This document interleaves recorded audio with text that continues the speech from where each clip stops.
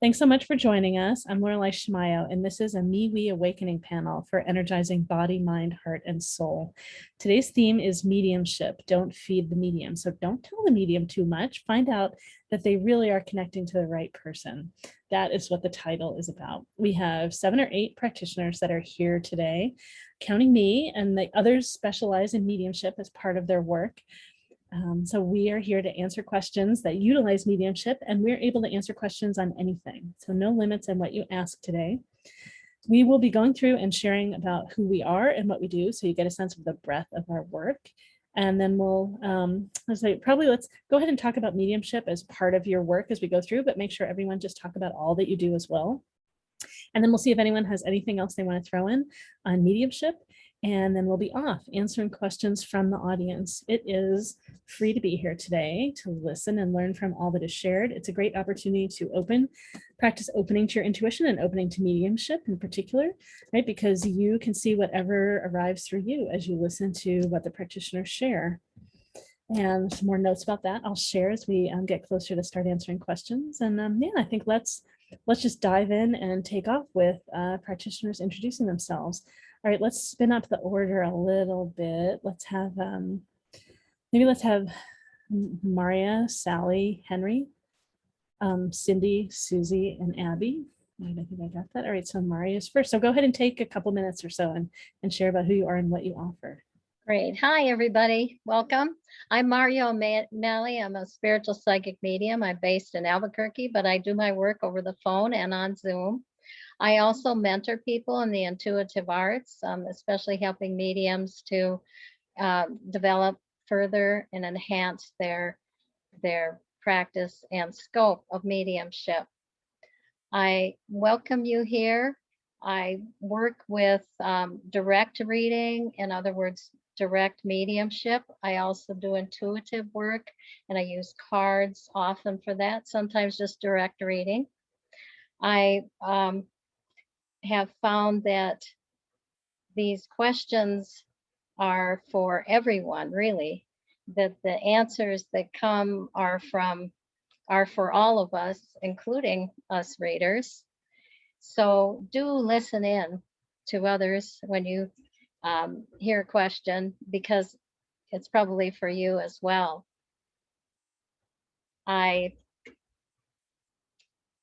Trying to think of what else I want to say. Oh, don't feed the medium. Why? Well, it's because we want you to know it's your loved one coming through, and not simply us repeating back a form of what you've told us. And also it keeps our mental minds, the medium's mental minds, out of the equation, because we aren't making things up based on what you've told us. So that's why please don't feed the mediums. It's kind of like being at the zoo, and you're going to get a much better reading that way. Also, when we speak with spirit, we want to be polite as we would in any conversation, and really listen to what your loved one in spirit has to say and not exclude them from the information. And I do like people to respond yes, no. I understand, because some things that we bring through aren't literally true, but you know just why they're saying that. Or I don't know, because some things we don't know about a loved one that's on the other side that's coming through. That builds the energy as well. The yes, the no, I understand, and that kind of thing. It helps to strengthen our connection with the person in spirit, because it's a three-way conversation, really. It's you, the person that's the recipient, myself, the medium, and the loved one in spirit. And of course, as Laureli mentioned, we're happy to answer any questions that aren't necessarily mediumship. We often do that. Questions that you might have about your career, moving, or what's in store for you spiritually, and that kind of thing. So welcome, and I'm so happy that you're here with us. Thanks so much, Marya. All right, I think Sally is next. Hi, my name is Sally with Sally's Spiritual Guidance. I'm a psychic, intuitive tarot and oracle card reader, as well as a psychic medium. I use a variety of different divination tools, cards, charms, pendulums. And then, of course, I just communicate with your loved ones, and that's usually the best source of everything, whether it's just comfort and healing or advice. I have a little different spin on whether or not your relatives can tell you what's going to happen. I believe that the future is not set in stone and energy is always constantly changing. And so if your loved ones help you, it's the same way they would help you if they were sitting next to you on the couch. They're just going to give you advice and they're going to give you guidance, but they're not going to tell you yes or no, do this or don't do that. So what I like to tell my clients is when they come into a reading, come with an open mind and an open heart, and to just accept whatever messages you get. You might be sitting there saying, I want to hear from my dad and I wanted to talk about a purple butterfly. And you just keep thinking about that over and over again to the point where you've missed the whole reading because you have focused on the purple butterfly that he just didn't happen to mention, or I might have missed because I was focusing on something different. So come in with an open mind and take the evidence for what it's worth, and don't focus on what you have to hear or need to hear. Be open to what is important for you to heal and bring the comfort that you need to navigate the situation. And that's usually the advice I give for my clients, because I think that it helped me a lot too, because even me as a medium, I would go to mediums and I'd be like, all right, Dad, tell me this or tell me that. He's not going to tell me what I want to hear. He didn't tell me when he was here. He's not going to tell me now. So, he's like, you're spoiled brat, you're not getting what you want. So that's just the way it goes. It's the same, they're the same personality as they were here. And sometimes they're better, they're fun, more fun, they're funnier, it's just a really awesome experience. So that's all I have to say. And I'm glad that you guys are here and welcome. And I hope you have a good night. Thanks. Thanks so much, Sally. All right, y'all, you got to help me with this order again. Was Henry next? I think, no. I thought I was before Sally, but I could be wrong. Put me wherever you want. All right, you're next. Go ahead, Henry. All right. Okay. So don't feed the medium. So I've been doing readings since 2015, and I'm like a very intellectual person. My dad was an atheist. My mom was a psychic. So I was more on my dad's side. And I've just had to admit over time that it's definitely not just the super conscious or the world soul. There's definitely something psychic going on. And what I've noticed is that from the beginning, when I was doing readings and I thought this was more like a psychological tool, the tarot, I always would say to people, don't tell me too much. Because no matter what you believe, whether you believe that we are psychic or not psychic, and you are psychic or not psychic, when you say too much, you're influencing where it's going. And you're not coming for a reading to hear what you always hear and to have the experience that you're always having. You're coming for something new, something more. So the less you put in your ordinary understanding, so your standard, regular understanding you always have, the more you leave space for something new to happen, the more likely something new will happen, or an insight will be delivered that you don't already have. So that's why I think it's really important not to feed. And people really want to tell their story. And I get that because we don't get listened to enough. And sometimes if somebody says, look, I just want you to listen to me, then as a life coach, I'm happy to do that. So I work with different modalities. I work with the regular standard Rider-Waite. I work with the gorgeous Gaian Tarot, which I love, which is not standard. And lately I've started to use these oracle cards that are just amazing. I don't know if you can see them, but they're just lovely, because I find that the tarot sometimes with its structure interferes with what's coming through psychically. And so these are much more open-ended, and we can have more surprises. And usually surprises are really great, because why are we here? Because we want to know something that we don't know, or we want to confirm something that we now don't have confirmation for. So I hope that covers everything. Don't know if I was, yeah. So if you want to know all about all of us, what we charge, what our specials are, how you can get in contact with us, just go to the bottom and click on the little chat bubble. And then on the right-hand side, the chat will open and you can just look at all the information. Thank you. And thank you, Laureli, for having me and for having all of us. Thanks for doing this. Thank you, Henry. And all the information in the chat is also available if you'd like to ask a question of the panel today. There's a small price, and all the ways you can pay are in there too. All right, and let's see. Was it Cindy next, and then Susie? All right, go ahead, Cindy. Okay. Hi, everybody. I'm Cindy McGonagle. I am an animal communicator and a psychic medium, and I combine those two. So pets on the other side, it's also an option if you want that as our mediumship here tonight. We have a great panel. We all kind of take from a different spin on whatever it is that you want to have answered. And I love that part. For me, it's more of a look at your soul and your soul path and past lives and interact with your ancestors and tap into their wisdom. And these ancestors can be in your DNA that you maybe have never met before. So I just want you to enjoy tonight, practice along with us.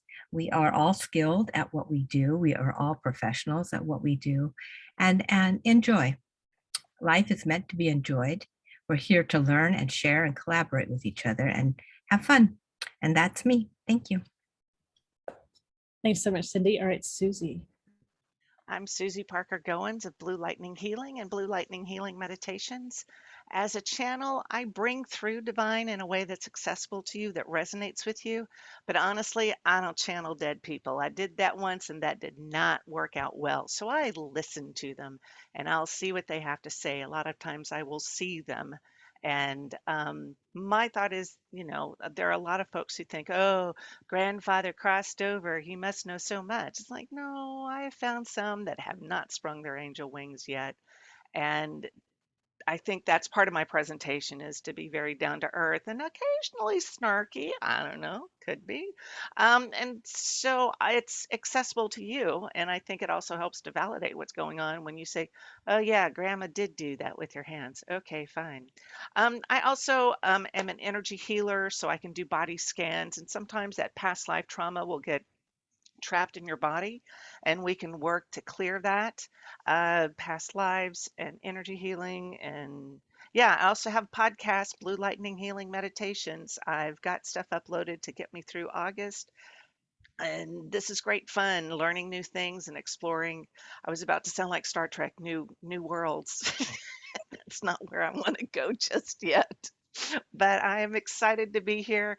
These practitioners and these panels have always been actually teaching me a lot and showing and confirming a whole lot of the information I get. And we're also life affirming here, and a community that's been built here over the past year and a half.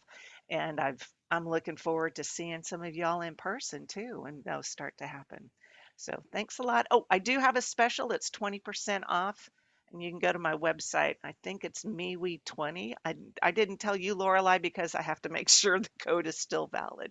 But but it's MeWe20 for 20% off my regular fees. Thanks. Let's have a good time. Thanks so much, Susie. All right, Abbie. Hey, sweet peas. Thank you so much for having me. I'm a new addition to the setup, and the way that I introduce myself is that I connect and contact your guides, guardians, and your ancestors to kind of help bring you back to your happy. So whatever that happens to be for you, I feel like our ancestors and our loved ones and our deceased loved ones, they want for you what we want for ourselves. And so it's like sometimes we just need a little clarity about how to connect the two. But tarot is my primary tool. I tend to use my standard Rider-Waite Centennial Edition Rider-Waite Smith tarot deck. I also have a collection of others because I also sell and trade tarot cards as well, exclusively on the AV Tarot Market website on Etsy. So it's super easy to find, and I'll drop the link so that over time how it shows up for us. I like to think I'm also a bit snarky, like our dear sweet Susie. I'm a little bit of a sailor, but I'll try to keep, the language to a dull roar, I promise. But I love to use humor. I love to use tough love and engagement to pull you in, to shake you by the shoulders and give you a hug at the same time. So that's how I generally work as a reader. Think of myself as a tarot psychic medium, and any other talents or gifts or side effects show up as they do. But yeah, I love handling all sorts of questions, but I primarily love working face-to-face or by Zoom calls. I also do pre-recorded, or not pre-recorded, but like recorded reading. So if you send a question via email, I will then spend about a 30-minute or a 60-minute timeline to record the session, edit it, and then send it to you so that it's kind of like you were here. I'm chatting to you like you were here, even though you're going to be basically watching a recording of it. But yeah, that's how this one operates. Thank you so much for having me. Thanks so much, Abbie. So you all know why she's now part of this group. Yeah. And then I'm Laureli Shimayo. I'm an intuitive eye reader and a body psychology coach. I read your eyes, as in eyes are a window to the soul. I believe that everyone reads eyes all the time. So you can imagine when you've met someone with dark sunglasses and you can't see their eyes, there's so much missing. And as soon as you see their eyes, there's so much there. We take in so much subconsciously. My work is help to bring that conscious. I use a set of archetypes to help you describe, well, to have you have a better understanding of your soul, your purpose, how you can best show up in this world in a way that's easy for you, that energizes you, and a way to understand other people and understand diversity. So we help you make choices about what career path is a great fit, which people to connect with in life, for business, for romance. If you're already in a relationship with people, probably lots of people, you can show me photos of them, or they can join us in a session and I can tell you about them and the two of you together and how you're similar and different and what might be challenging and how to make things easier.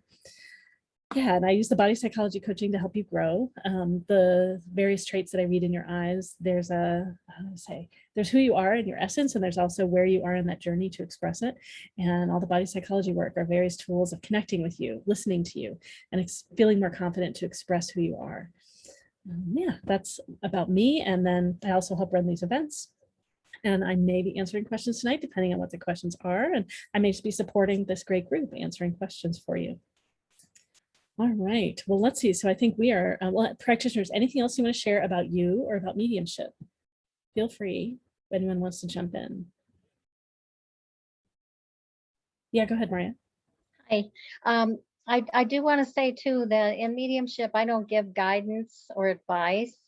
And if something that comes through that sounds like guidance or advice, it's entirely up to you, to your free will, as to whether you choose to use it or not. Great, great. All right, I lost editing privileges on my document for a moment, so my eyes got a little big there, but it looks like everything's back in. All right, yeah, anyone else want to share anything else about mediumship or just the process tonight? All right, great. Well, let's see. So it is free to be here to listen and learn from all that's shared. And it is a small price to ask a question. Oh, and we did just get someone paid to ask a question. I was going to say we didn't have anyone in line. So let me get that person in line and up to the front. And practitioners, I'm going to, based on someone's request, I'm going to rotate us out of spotlight and have maybe just the person answering and the person asked, the person that's answering, and then maybe the next practitioner in line. So I don't have to like do the dance like right in between. That's my plan. And then a few things just before we all get off, I'll share. Let's see. So as we mentioned, several of us have mentioned, this is a great opportunity to open to your intuition and open to mediumship yourself by noticing what comes through you when someone asks a question. You may even have something coming through now, right? There may be someone that you can sense is here. We request, though, that you allow the attention to stay up on the panel as we answer someone's question. Probably, if you have something to write something down if something comes to you, it would probably be great, as often that awareness doesn't stay very long. And that way, if you want to, you can refer back to it.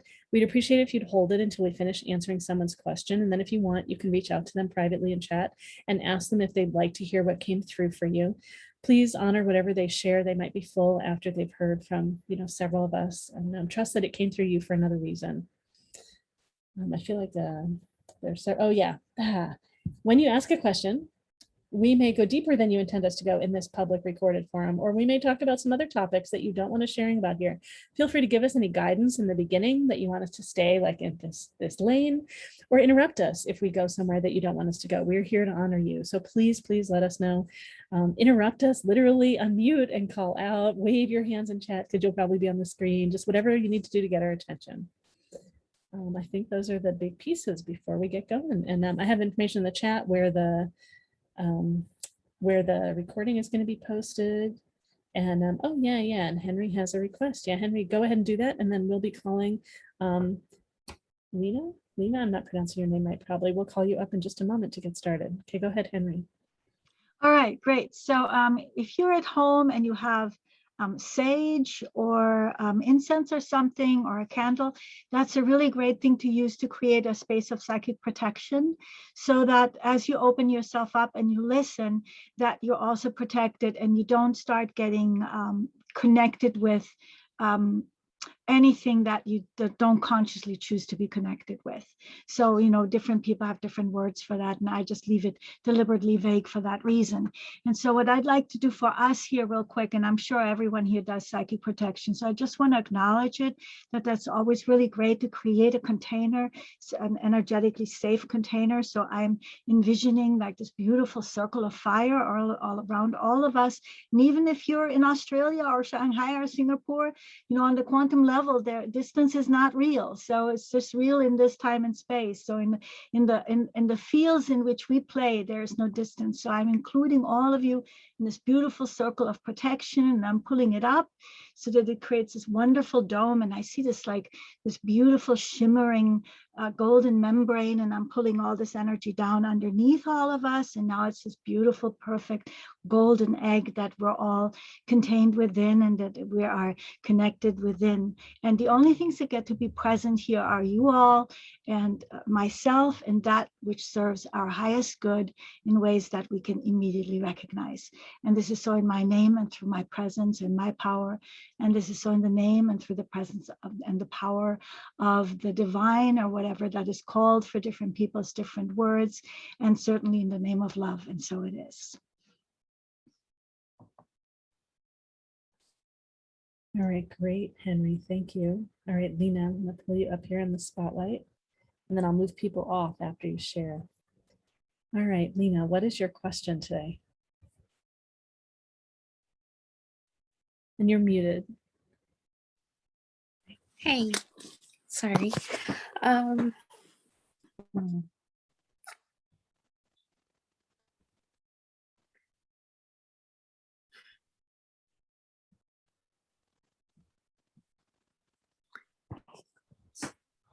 trying to think. So this is around mediumship, right? The panel is, although you can ask about anything, so we're open.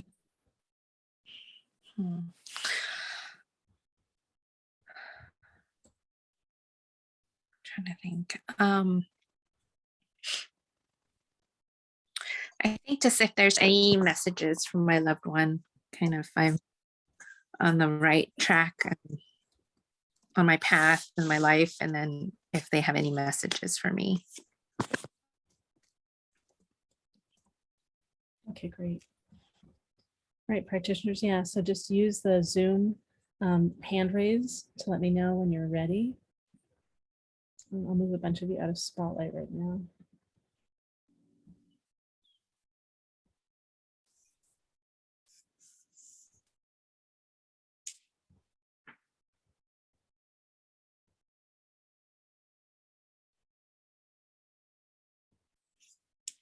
All right, go ahead, Susie. Hey, Lena, that's how we pronounce your name, is Lena? Yes. Okay. So, Lena, tuning in, I'm getting this feeling of heaviness in my heart, and a sense that of reassurance that it's you haven't disappointed anybody. You're following your heart, you're following your path. And that's what, while they may have thought in body that it was kind of frivolous, they see now that what you're doing is correct. As long as you are coming from that place of love from your heart to help those, you're helping in ways that it feels like a masculine energy to me, who seems, I see their arms cross their chest, like I've got a deck that has authority, which is about control, and he's just this big broad guy with his hands across his chest and just scowling left and right. And it's like, that's how I was, but like, and he's pointing to me like, you said, I haven't sprouted my wings, but I do have a grander perspective. And so he understands that you are coming from a place in your heart, and that you are exploring things that he was not comfortable with. So yes, continue to follow your heart. He hasn't quite asked for forgiveness in any way. He still does have that sense of stubbornness, but he does say follow your heart. He gets what you're trying to do. It's going to take him time to get accustomed to it. Did he really say woo woo stuff? Oh, I think he did. He said to get accustomed to this woo woo stuff, and but he has a better sense of understanding about it, and he says, yeah, one day I'll ask for forgiveness, but it'll be sooner than he thinks. oh, me for forgiveness or him for forgiveness? What? He wants to ask for forgiveness, but his ego is still kind of in the way. Like I said, and he's like, no, don't go there again. But yeah, he's just kind of a little bit stubborn. And so hopefully, maybe one of our other fabulous readers will say, oh, look, and here it happens. We can shift the energy now. But for me right now, it's not happening. But yeah, I believe you're on the right path because you're helping people and you're helping from your heart. So you can breathe into the heart to help to release that heaviness and the sadness, because yeah, he'll come into line. He will. I hope Thank that helps. you. It makes sense. Great. All right. Thanks, Susie. So we've got Henry next, and then we'll have Sally and Abbie. So go ahead, Henry. Oh, you're muted. All right, I thought I didn't know I was next. Okay, whoa. All right, so Lena, I didn't finish pulling all the cards, so I'm gonna just give me one moment here. Okay, this is great. This is we're complete now. So I would say that from the cards that I have, that your life is not in balance. So, you wanted to know if you're on the right track. And it's not saying you're on the wrong track, but it's saying that there are some things you need. So one of them being bringing your life more in balance, and how you can do that is like, if you look at this beautiful card here, willing to release. So just like Susie, I sense something in you, what looks to me like maybe an entrenched sadness. I'm not sure that you feel it. Do you feel the sadness? Okay, great. And it's not temporary, right? It's not just because something happened this morning. It's longer term, yes? Yes. Yeah, it's okay. This is wonderful. Crying is the body's way of healing you. It's often mistaken as a symptom of something that's a problem, but it's actually a symptom of healing. So just let it flow. So, and then the cards are, reminding you to listen within. And I love in the guy in tarot, there is like some higher power here watching over you. So it's very easy to feel like you're on your own. And if we think that all there is other human beings, and they're not there in the way that really works for us, then we certainly feel like we're on our own. But there's so much more, we're in this entire web of life. And like we think like we end where our skin ends, but when you look at it on the subatomic level, there's nothing ending. It's just one infinite seething with life matrix that we're a part of, and that we're coalescing. You're coalescing into Lena, I'm coalescing into Henry, the cards are coalescing into the hearts cards. So you're not alone. And so your sadness is not your own, your burden alone. Do you see? It like spreads out from you, and it affects the world around you. So it's really important for you to listen deeply, because there's also love. Like when I look at you, there's so much love. And that love, it's okay if it's tinged with sadness. You can still let it flow. For many years of my love was deeply saddened, and it often is today, when I think about climate change and things like that. So it's important to listen deep within yourself, because within yourself is the divine connection. Do you believe in the divine in some version of that? Yes. Yeah. So with, It's not outside yourself in terms of being separate. It's outside in yourself in terms that it's much larger than your body. But it's within you, it permeates you, it's within you, you're this expression of the divine. So if you listen into that, that can help carry that burden. And then what you want to do is release, like being willing to release. So the sense I get is that there is, I was going to say atonement, but then I got some like, no, it's not atonement, that it's more that if you give up the sadness, you're giving up the love. Does this make sense to you? Yeah. Yeah, and that's not true. You can let go without losing it. It's not like a boat on the side of the river where when you let go of the stern, the boat floats away. It's totally not like that. When you let go of the sadness, you're just letting go of a particular hue. That whatever you love, whatever you care about is still going to be with you. And there'll be even some echoes of sadness, but you just keep releasing it. And this is why I love that it says willing, because that releasing requires a willingness. And then the final card that I had for you is the strength card. And now the way I read the strength card, I'm an intuitive reader, so I don't go all that much by what the interwebs say each card means, or what even brilliant tarotists say the cards mean. I go more by my intuition. And so what I see here is that when you look at this card and do you see this lioness? Are you able to see that? Because I know you're on a phone. Yes. So this lioness, think of that as standing in for your ego. So we think of ego almost all the time as like something kind of yucky and something that we should get over or get rid of. And it's not how it is. The ego is like the seat of your vitality. It's what makes sure that you stay alive as well, as well as be ambitious and competitive and all of this. And so this is the relationship that's possible with the ego.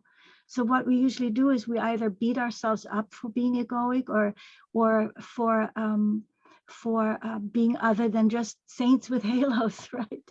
As if that were even possible or even necessary.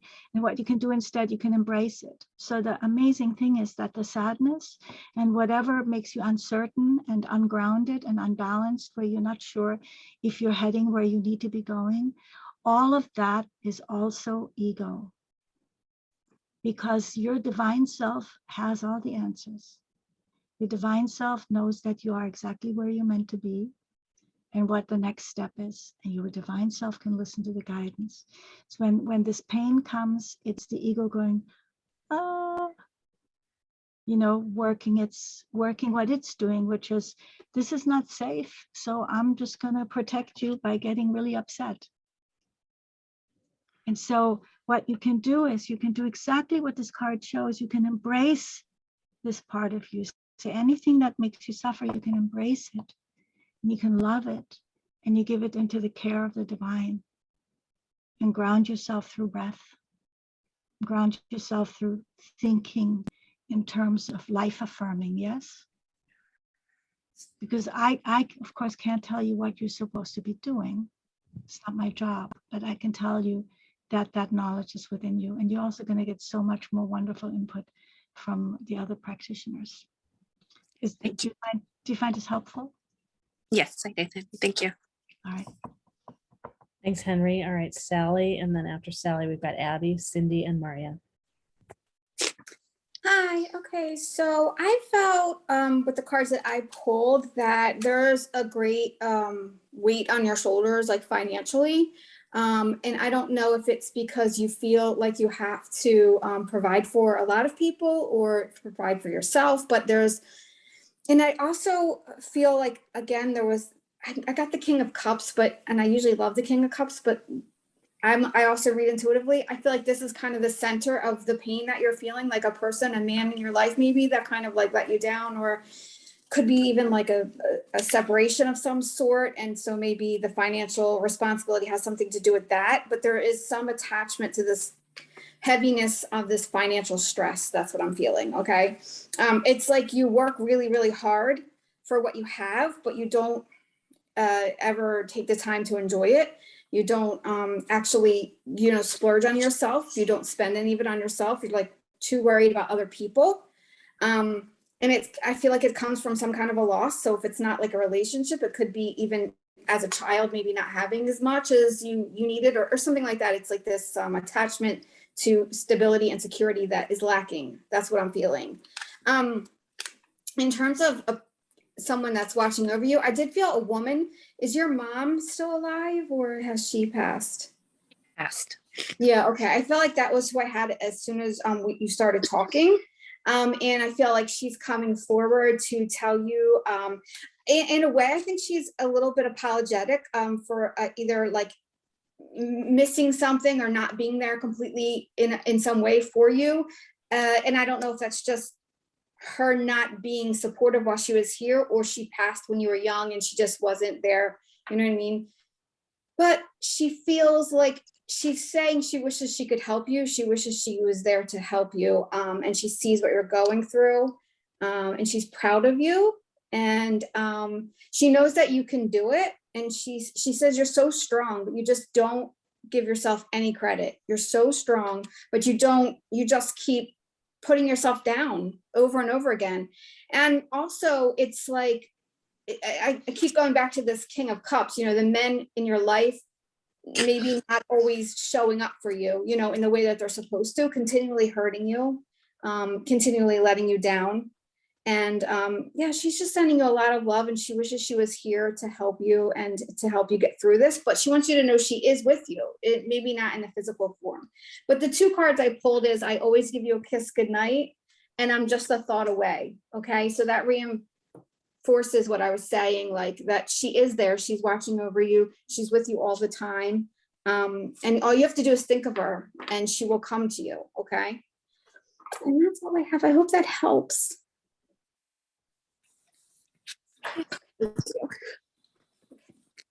Sorry. Yeah, Lena, I know you're feeling so much. You're doing. I know.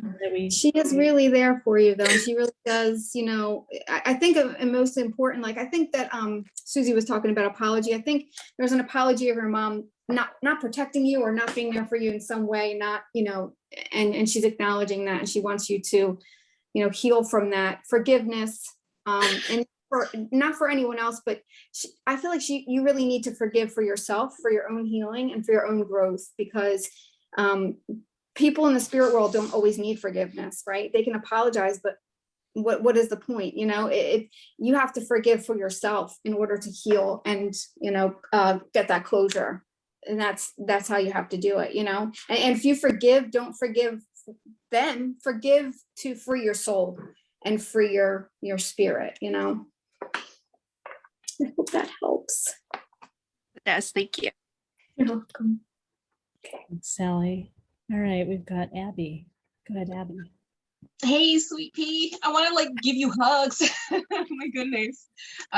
Right as you came online for us and talking about your question, I also got your mom. So forgive me, I'm looking at you in two locations, so I might just hop back and forth visually. But I'm going to do this kind of quickly and concisely.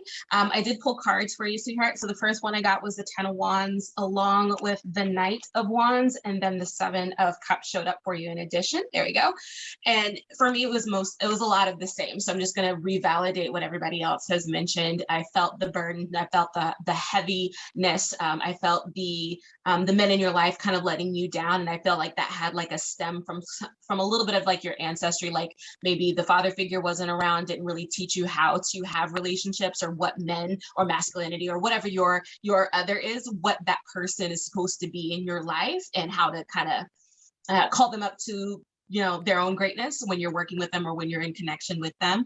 I felt that sense of lostness that you also had mentioned. Sorry, we suddenly lost your sound. She's muted. Sorry, Abbie, we suddenly lost your sound. She's got another device. So Lena, I can't hear you either. Abbie? Sorry. I'm so sorry. Did everything just go silent? We lost a bunch of that, yeah. Darn it, don't you love it when that happens? Sorry, my apologies. The whole point that I was trying to get to, hun, is that I was definitely feeling your sense of lostness, or your sense of not being able to see what was ahead of your path or ahead of your direction. And it felt like you're just kind of methodically putting one foot in front of the other, because that's all you know how to do at this moment. And so, like, listening to your mom or listening to the mother figure energy that's in your life, the thing that kind of kept circling for me is that they're, of course, with you. They're, of course, around you. Anytime you kind of hear them whispering to you, anytime you kind of feel your mom in the room, of course she's there. And the thing that kind of kept coming up for me was in regards to choice. And so you still have a lot of power here. You still have a lot of ability to make decisions. So even if you don't exactly know what the next step is to do, you can still decide what you're going to do. So it may not necessarily be handed to you like a card, like here's your choice, here's your thing. It could be just your team, your mom, your environment telling you, no, now's a great time to make a decision. So it's not gonna be handed to you, but you get to make a choice, was like the big part there. Something else that came up for you while I was listening to others was an encouragement for breath work. I don't know if you know that term, but it was the whole idea around kind of like grabbing the word love, for instance, and taking a moment to breathe in the word love as you kind of say it to yourself. And then as you exhale the word grief. And so breathing in love, exhaling grief, and just doing that and seeing how you feel, and then rolling with how you feel. So whatever comes up, just allow it to move through you. Don't hold on to any of it, because you're just allowing that energy to traverse through you, allowing whatever tears, if there's any tears, allowing whatever emotions they may be. But that was just an additional encouragement to maybe look at how you're breathing and just remembering to breathe. Because sometimes when we have all these burdens, we start to hold our breath a bit and we forget to, okay, exhale. I can actually do that. But yeah, my dear, is there any specific question that I could answer or dig further into for you? No, that was good. There's good connection. Oh, thank you. Thank you so much. Thanks so much, Abbie. All right, Cindy. Okay, Nina, I want to offer you something that's going to come from my heart. Okay, so I would like you to visualize a bridge of love from my heart to yours. Okay, and as I do that as a medium, I'm connecting now with your grandmother and your grandmother's love for you. And she wants you to know, child, it's going to be okay. I'm here for you. You know that. There's really nothing to worry about. You are on the other side of the pain. You can let go of it. You can. It's okay to let go. I see a lot of people stepping forward to help you, okay? And this is me talking, not your grandmother. But when people offer to help you, please say yes. It's very important to say yes. Will you?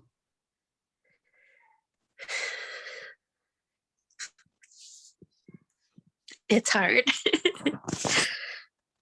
In order to shift the energies that seem like they're drowning you now, you have to let go and get to surrender.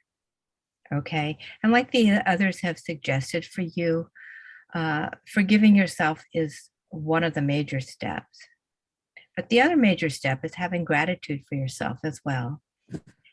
I see when I look at you, it's really important to take control of the nutrition, what you're putting in your body.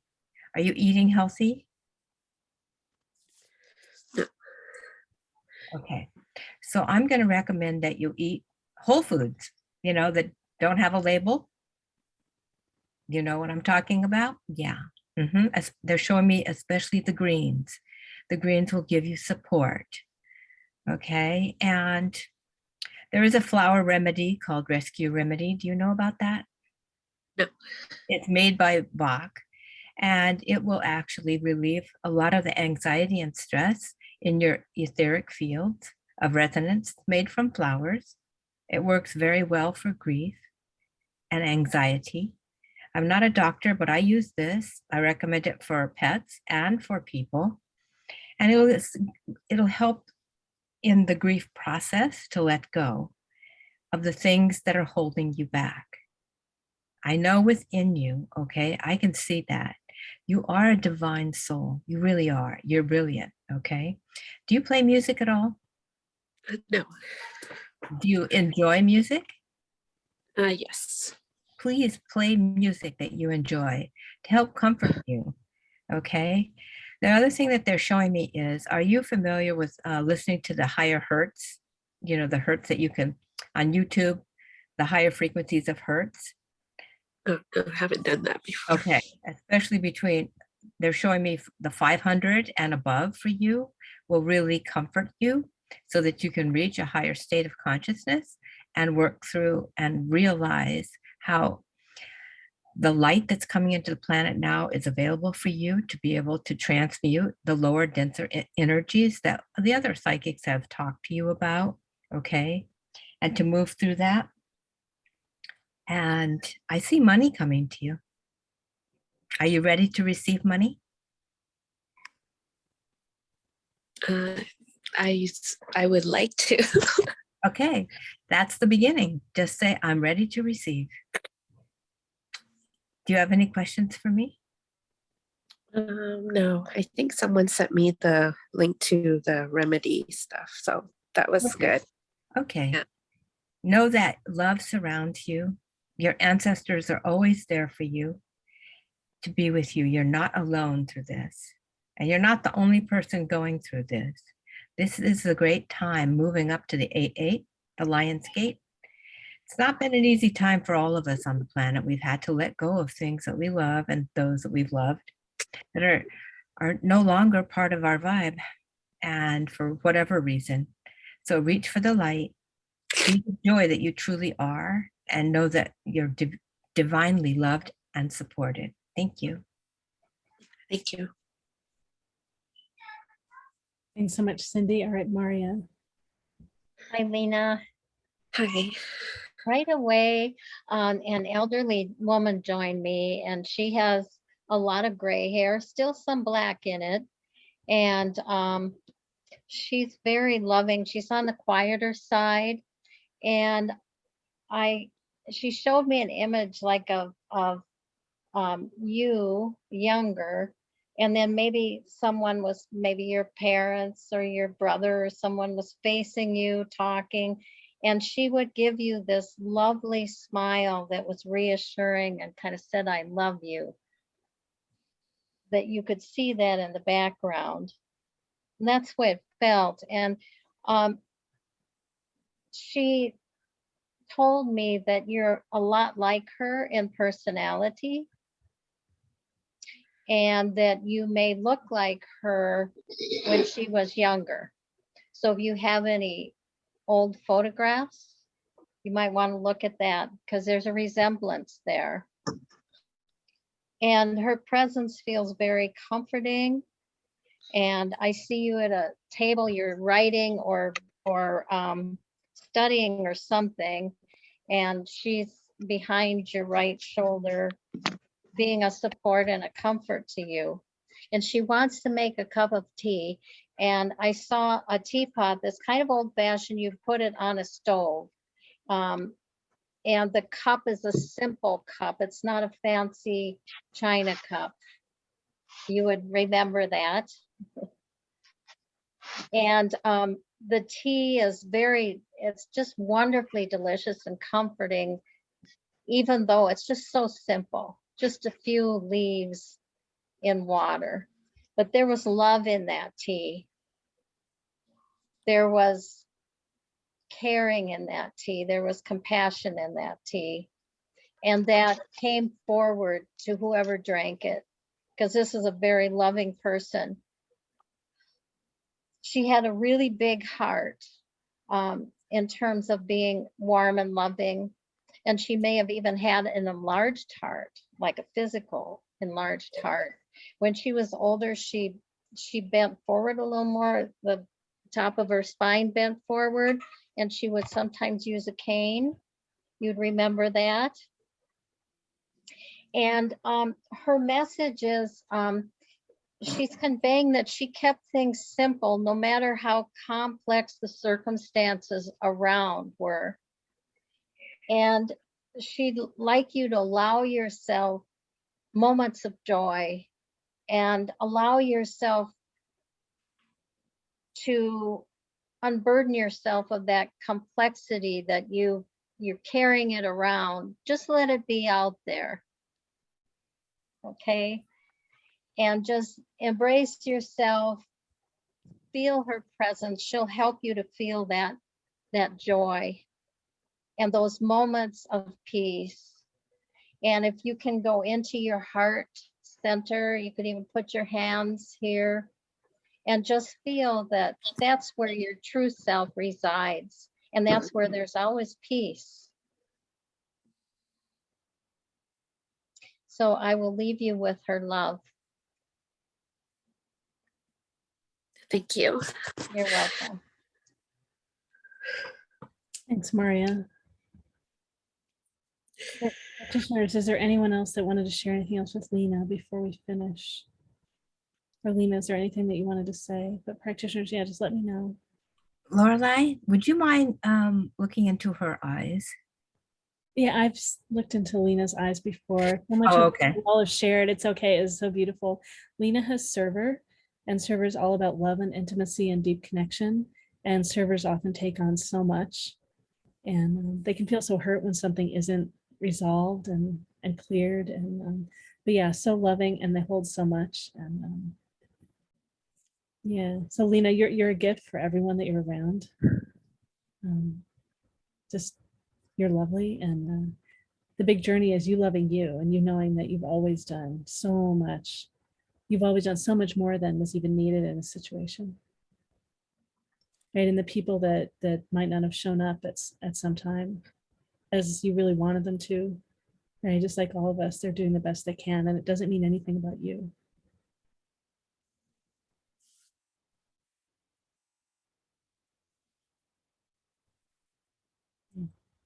Self-love. You be, Thank you. yeah, you being here and asking a question is part of you doing that for yourself. So thank you so much, Lena, for sharing you with us. Yeah, thank you, everyone. That I think you guys connected with my father and my mother and my grandmother. So thank you. You're so welcome. All right. Let's see. So then Natalie, we got more people joining us. Natalie is next. All right, So Natalie. do I ask a question? I forget. You do. Whatever you would like us to explore in our time with you. Okay. So right now, my love life seems to be in a place of confusion. I met somebody that I felt like I desired more than I've ever desired in my entire life. And this person has moved for an amazing opportunity. And I'm just wondering, any type of guidance I could have about that would be wonderful. So you say they showed up and like you felt something and then they moved for an opportunity? Yeah. And before I actually met this person, it was kind of like full disclosure. I got this great job at Silicon Valley, so I'm moving.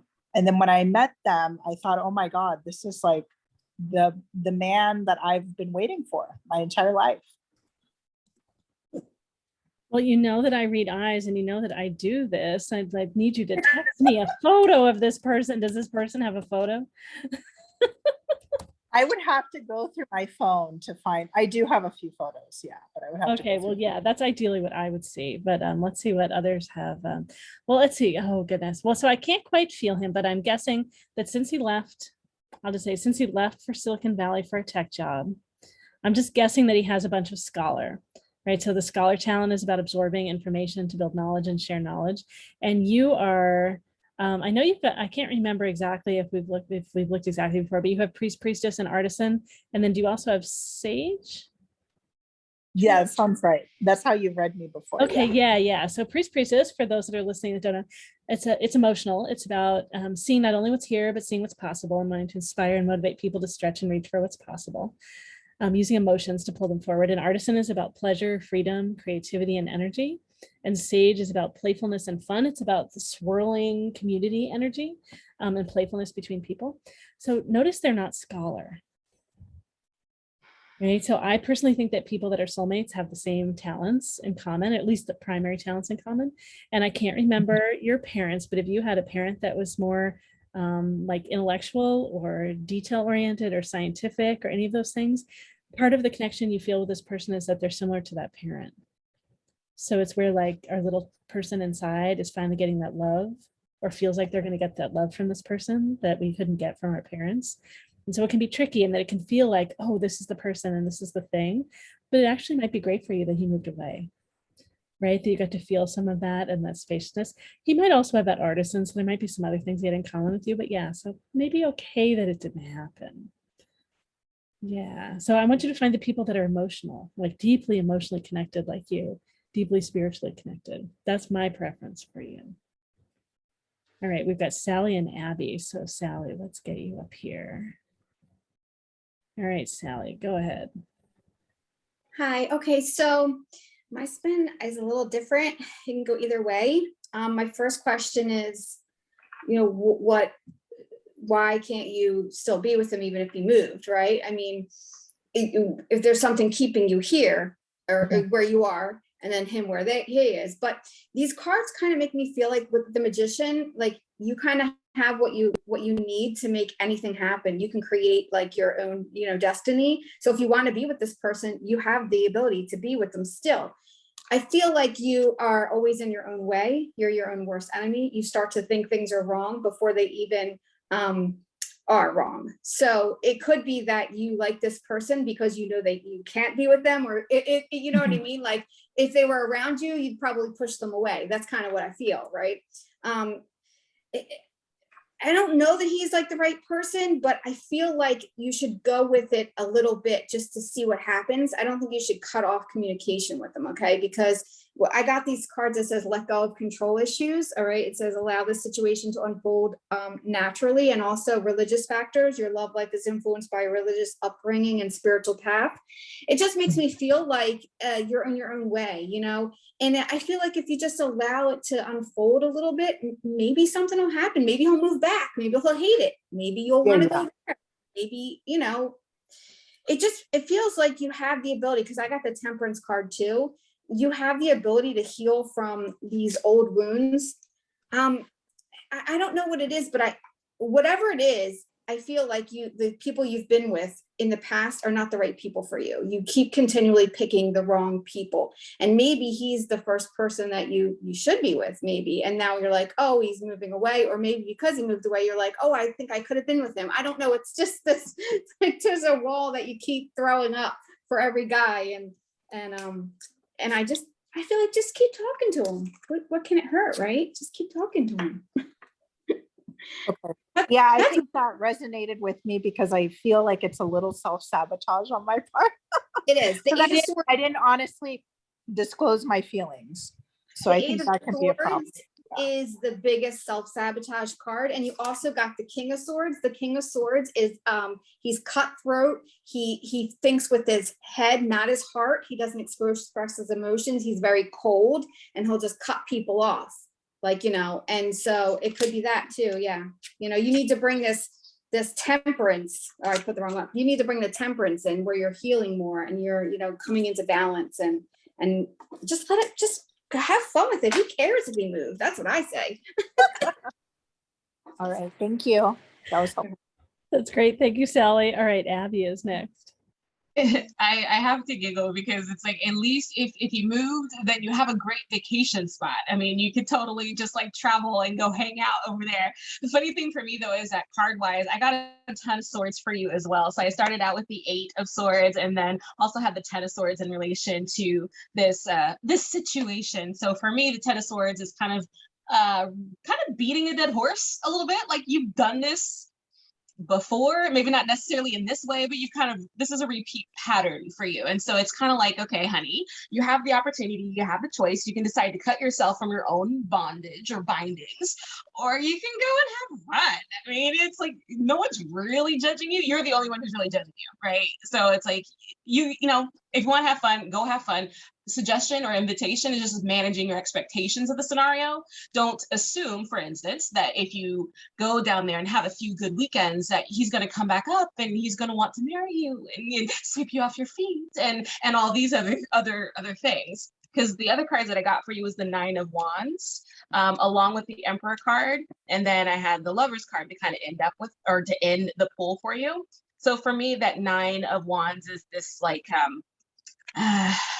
I think of the card as kind of like the wounded warrior. So he's standing there, he's beaten down, he's getting back up, he's trying to keep his wits about himself, or her wits about herself. You're going to do whatever you're going to do, regardless of what anybody here has to say about it. So please go enjoy yourself if that's what you actually want to do. But just be kind to yourself, kind to your heart, and understand, like, you know, the best relationship for you is the one that you're going to have with yourself. So if you can shift your own kind of like your own thoughts, your own processes, and you turning into the man of your dreams. So you becoming the person that you want in your life, like that would actually start the process of you getting that actual person to show up and kind of show out for you in the way that you actually want, not just the very surface kind of like, I can't have you kind of thing. Does that make sense at all? Yeah, that's actually one of the ways that I've manifested a great relationship, was becoming the person I wanted to date. So you know how to do it. Yeah. So what happened? Oh, it's a little hard. Oh, understood. It's a little high expectations. It's a little hard. Yeah, maintaining them. Understood completely. Yeah. But it's something that's totally possible. So you know that you can change your ideas, you can change your process, you can change your situation, honey. You know you can. It's just doing it. Yeah. Is there anything specific that we can dig into on the situation for you?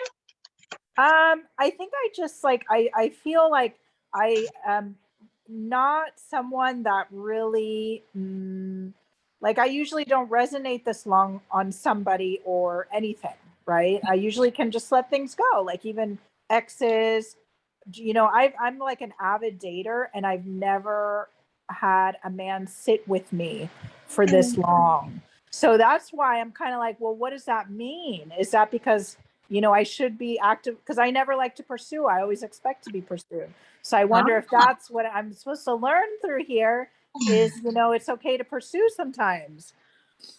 No, it definitely feels like it is. The funny thing also, I'm wondering if the two of you, like one of the reasons why he resonates so strongly for you is maybe you two did have like a past life connection in some way, shape, or form. Because one of the things that showed up for me was the energy of your brother.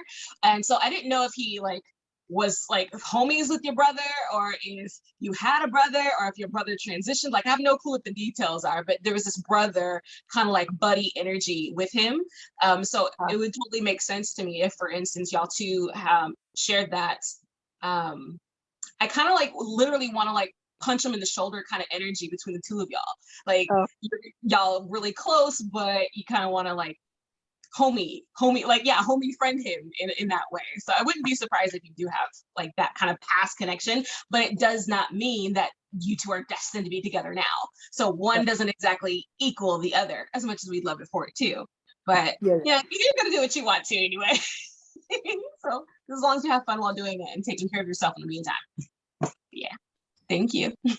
Thanks so much, Abbie. We've got Cindy, and then after that we have Henry. All right, go Cindy. Okay, so Abbie spilled the beans already. Yes, you've been a past life connection with this soul before, and that's why it feels so familiar, so easy, and so free. However, you do have the baggage of your ex in your head, and you compare everybody to your ex. Hello, that doesn't work if you want a happy, soulful relationship. Okay, so the bigger question is, you deserve love, right? Yes. And you know that, right? Yeah.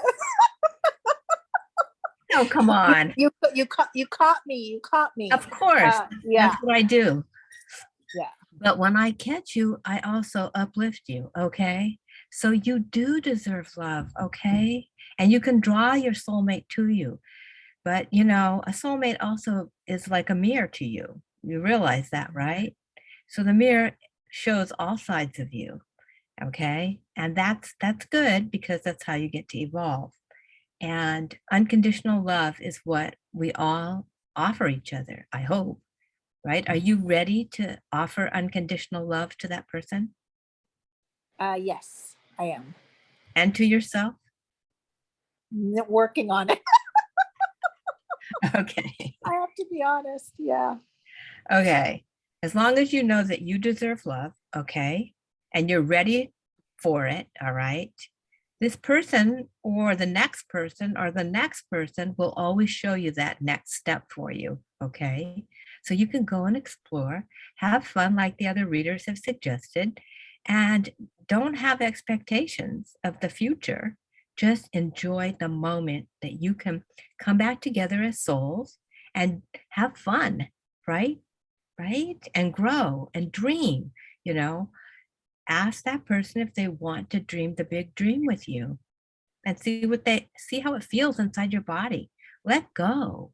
You're not a prisoner unless you keep yourself a prisoner. Got it? Okay. So the other thing is, do you teach already? Are you a teacher?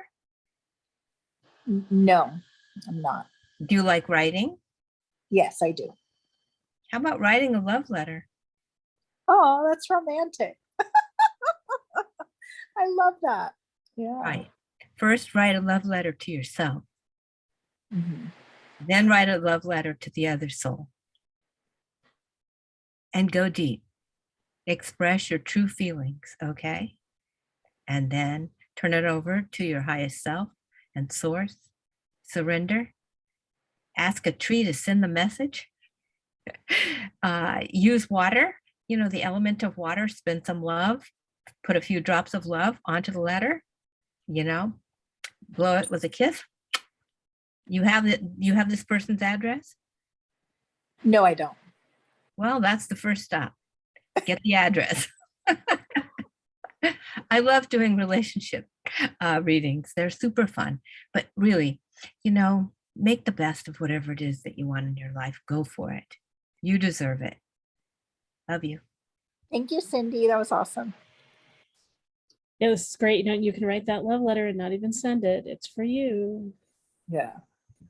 That's great, Cindy. All right, Henry, and thanks so much, Henry, for your support with the process. Right. Okay, so because we just talked about this, I'm going to run my timer now. Yay. Okay, so Natalie, a couple of things came up. One, were you actually saying that he seems so perfect for you? Yes, I was. Okay, how long were you guys dating? So Just give me a number. not texting over a month, one date. Okay, great. Okay, great. And then, okay, good. So that's actually all I needed to know. This confirms what I assume. So, whatever makes him perfect to you obviously is a fantasy, right? Because you don't know him at all. But you obviously do know him, like everybody here, or several people have mentioned. And so, you know, on a psychic level, on a reincarnation level, you know him. And in right now here in time and space where you find yourself in a different relationship with him, I'm guessing that he's got something that you want to be yourself. Mm-hmm. Do you know what I'm saying? That does resonate with me, absolutely. Yes. So you can disconnect that. Here, that's this card. Oh, where is it? Here. You can disconnect that from him. He showed you, this is about disconnecting and dissolution. He showed you something you want in yourself, but it's still attached to him. So just disconnect it and go like, yeah, this is this. He showed me that. This is what I want within myself. I have another card that says, you know, clarity is available to you. You know, it's a really beautiful card. Look at this person. They're like really like on top of things. You know, and literally on top of a mountain. So that's you. That's you put like in terms of a potentiality, right? Do you know what I'm saying? It's not necessarily how you're showing up right now. And then this is the rose of life. So this was the final card, the rose of life, which is not for me to interpret, but for you to interpret. Like, so when you are able to look back on this on this session, you can look at this, the rose of life. What does that mean to you? So this is not a question for now. This is just this is the $64,000, the answer to the $64,000 question here. The rose of life. I have all kinds of ideas. We can talk about it It's later. okay, Henry. We don't have anyone online right now. Take another minute if you want to share something about it. Okay. Oh, okay. Okay, great. Okay, so all right. So then, can you tell me when the minute is up? Because now I can't. I can't redo my timer. You got it. Go ahead. So, okay. So when you look at this card, are you able to see that in reverse or properly? I can't tell. Oh, I see it like it's facing the way it should for me. Okay, great. So, what is coming up for you? I think the first thing is beauty, and I love to surround myself with flowers. I constantly have flowers in my apartment. And what are they there for you? Like, what are you getting from that? More like heart-centered work. Mm-hmm. Yeah. So how heart-centered do you live every day? Lately, I've been disconnected. Okay, great. So then that's that card again. The what is that? The Four of Cups. So that's this card again, some disconnection. So this is what there is to seek for. And you get that out of developing within you what you saw in him that you want to see within yourself. Yes, and I know what it is. I know exactly what that is. Yeah. So then this is connected with that. And then there's one other thing, which is awakening, which is this card here, which is, oh God, now it's left me again. It's come in and come out several times. And it's your minute, so see if it shows back up. Yes. Okay. So you know how you're saying that you reverse engineer by saying, you know, I'm going to be who I want to date. Yes. So whoever you want to date, that would be someone who loves themselves. Yes. Right. Like, really? I mean, would you want somebody who doesn't love themselves? No, I've been with people like that, and I don't like. That's like a horror show, right? So I would recommend to you that you take that more seriously than you do. I really, really like make that the centerpiece, because the rose of life is not possible without love, without really totally loving yourself. Start with just hugging yourself, like kissing yourself, petting yourself. It's very effective. Yep, I agree. That's great, Henry. Thank you. All right. Yeah. Go, Marya. Marya, you're muted. Okay. Hi, Natalie. Hi, Maria. I drew a card for you, and it's the Pearl Threaded. Okay. And what I feel that this means for you is that all the experiences you've had in your life in the area of love and relationships and that kind of thing, you've been beating yourself up somehow. Oh yeah, I have. Yeah. That's absolutely right. Yeah. You know, as if it's some fault of yours or some inadequacy or something like that. But what those experiences really are, Natalie, they are pearls. Just like the oyster has some irritant, some sand or something in there, and then it builds up this beautiful pearl. And so you can take these pearls of your past experience and thread them and make a beautiful necklace. So what you're doing is you're developing experience that you needed, even though, you know, we'd like all this to happen now or years ago or whatever. You're developing the pearls out of this. Okay. And these experiences are lovely, blessed experiences.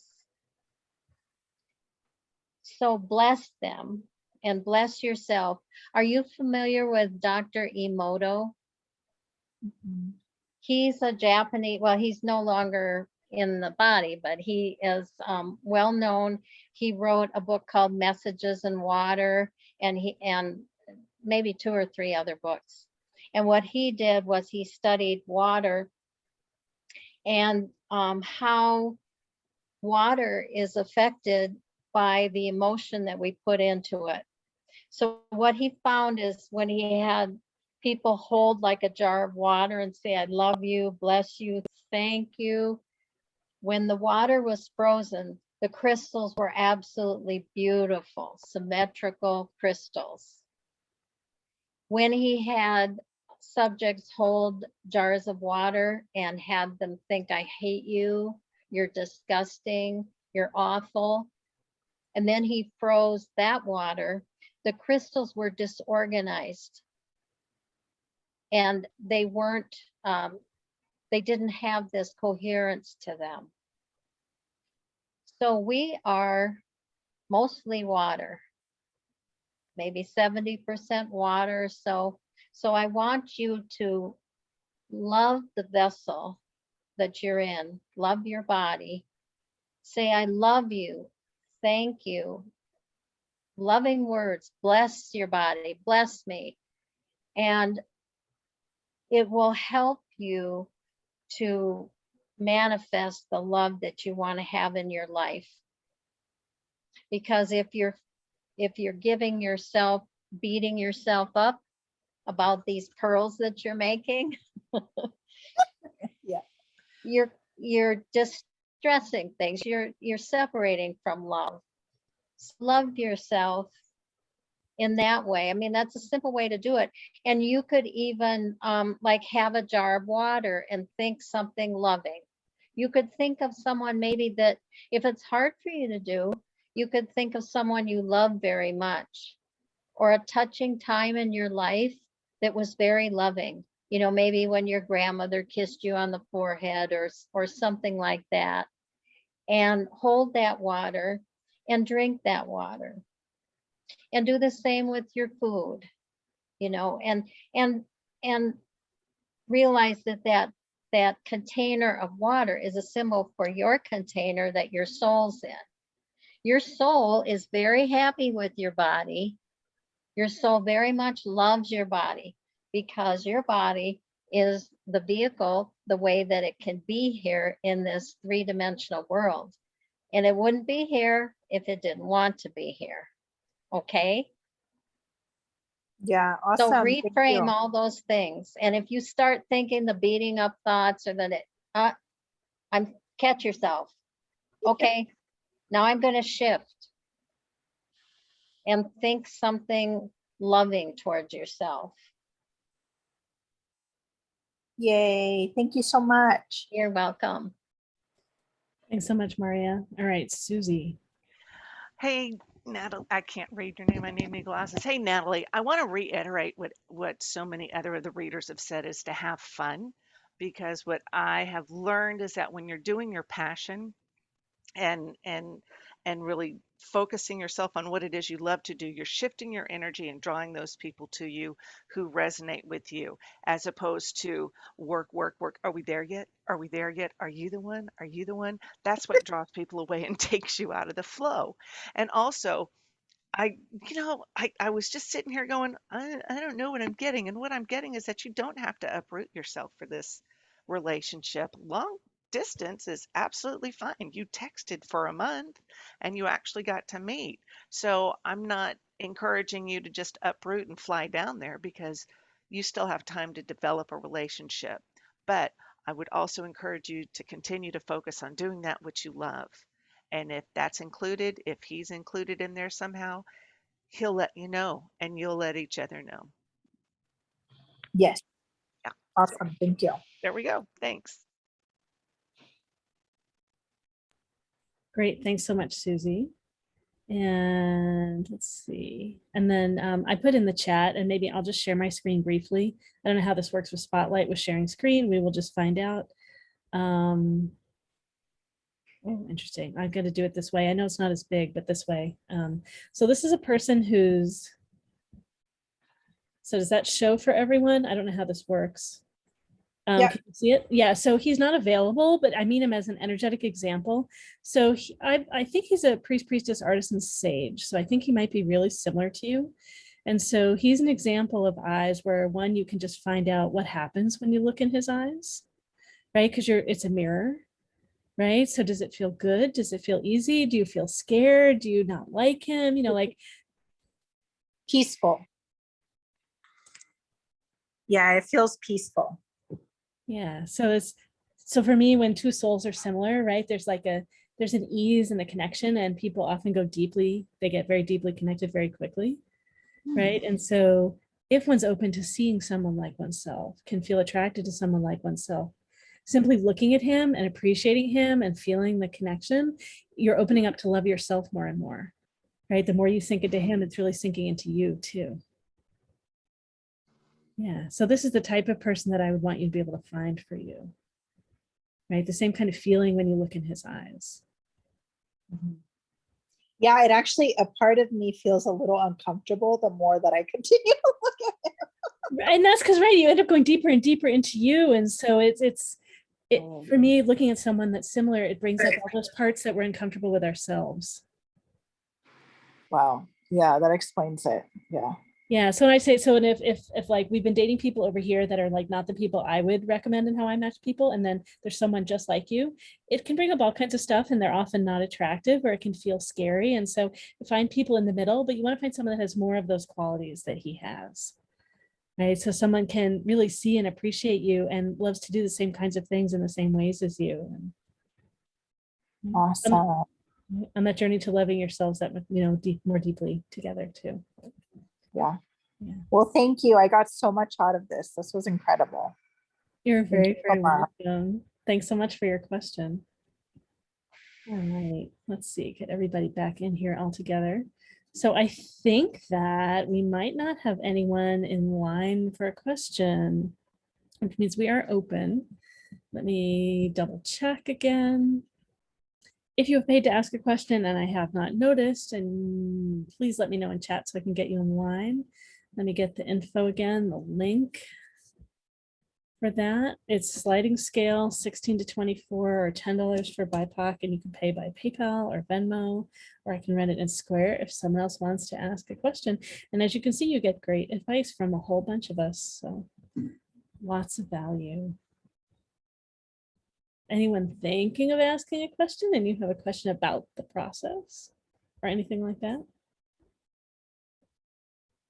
Lately we are full and we go late, but sometimes it's just, we've done a lot of mediumship panels over the last number of months. They've been really busy, so we may have answered those questions. And if there's anything that's just coming up from this that other practitioners, any of you want to share just from in general about this or ideas, I'm great with that. And then sometimes too, if no one has a question at the moment, if one of the practitioners has a question, we can do that too.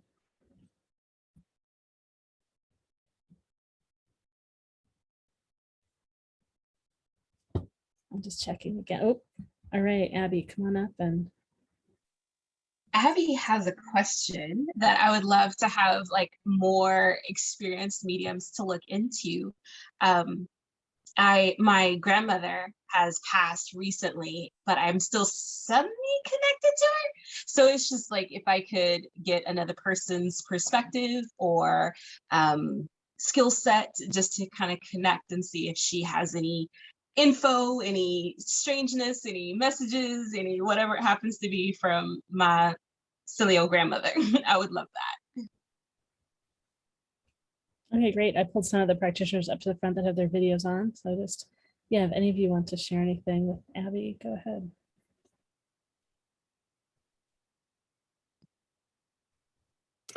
Are you okay if we, okay, 1, 2, 3. Okay. Abbie, I'm getting that she is grinning so big. So big. No, I can't say that word. She just loves you so much. That's the first image. I haven't really dove deep into that because her grin was so big and she just has so much love for you. And I'm going to leave it at that and let Cindy go because that was just so fun. You said silly old grandmother and she was like, yeah, that's me. So we're good. Great. Yeah, Cindy and Sally both have something to share. Go ahead, Cindy. You're muted. We can't hear you. Sorry. She says to you, you have my spunk. You know that. She says, please, I like to cook with you. I like reading with you. And you know that I'm standing behind you right now, don't you? True? often. Mhm. Yeah. Yes. She really admires you. You know that, right? Yes. Yeah, she does.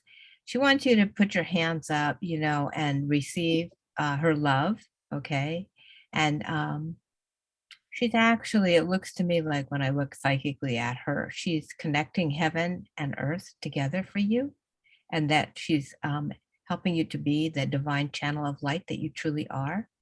She knows that she can channel the stars through your, it looks like your 10th chakra, that she helps you open up wide.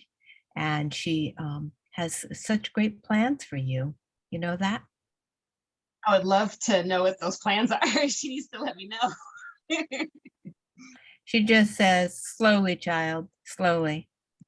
Yeah. Now, this is me talking. Do you know how to access the higher chakras? No, I do not. Okay.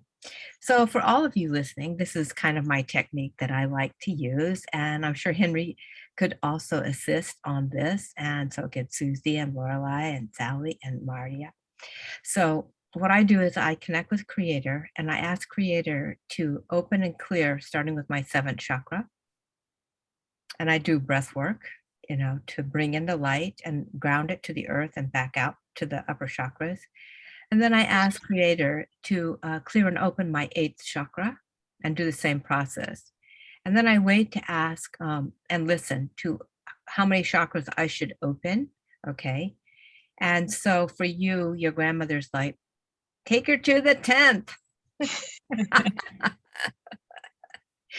Okay. And when you work with these higher chakras being open and cleared by Source, then I go back down and ask Source to clear all the lower chakras as well, connecting me with my Earth Star chakra below my feet, so that the earth benefits from the light that's coming through me as a medium.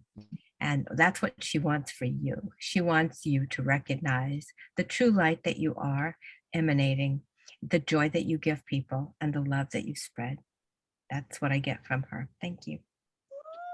Thank you. Great. And team, let's say a little bit more for Abbie. And then when we finish with Abbie, we do have a question in line. So yeah, go ahead. Me?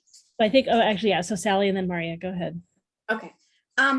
So first, it's not easy to communicate with your own loved ones. I don't even try to do that. I always go to somebody else because I don't know. I'll never know what they're trying to tell me. But I feel like she's making me feel like you have some kind of guilt around her passing. Okay. I don't know if it's like you couldn't be there for her, or you weren't there with her, or there was something, I don't know. She's just making me feel like whatever it is that's bothering you about it, you just have to let it go. Okay. She's where she needs to be. Was she religious? No. Okay. Because she's making me feel like she's where she needs to be. And I didn't know if that meant with like Jesus or something. I'm not really sure, but so maybe she was more spiritual. So the universe, but she feels like she's free and she's like healthy now.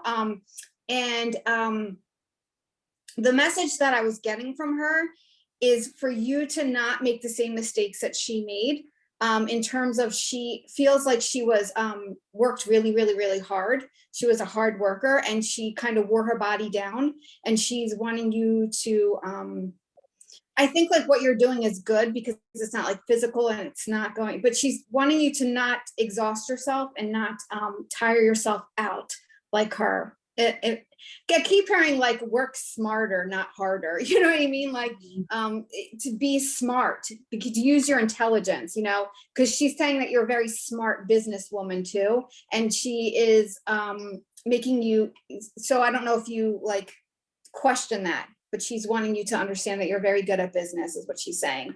And the cards I got was, I'm standing right next to you and remember me by the happy memories we created. So I feel like she's there, and I think she's super happy where she is. She's like flying all over the place, like owning the joint, like, you know what I mean, like putting everyone in line. She's still working, so she's like, don't be like me, take some time, because she's still up there telling everybody what to do.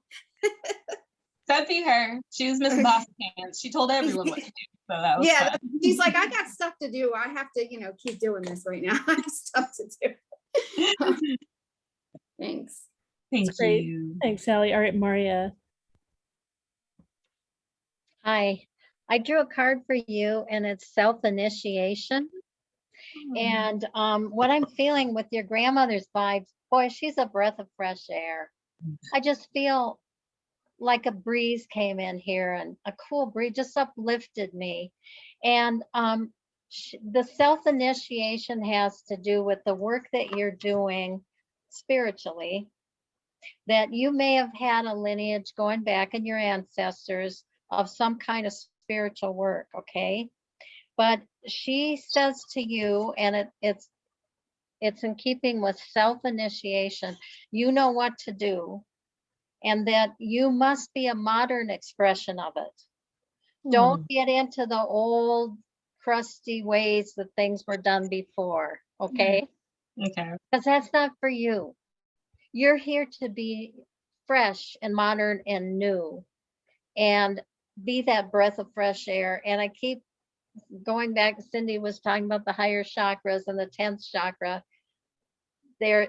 That's where your level of work is actually, or will be, up there.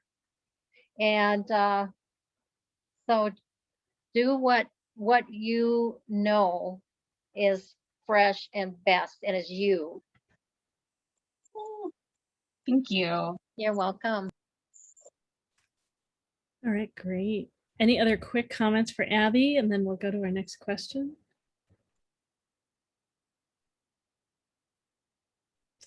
All right, great. Thank you, Abbie, for letting us share with you. All right, Thank you so much. bring Verna up here. She is our next question. All right, Verna, thank you so much for wanting to ask a question. What is it?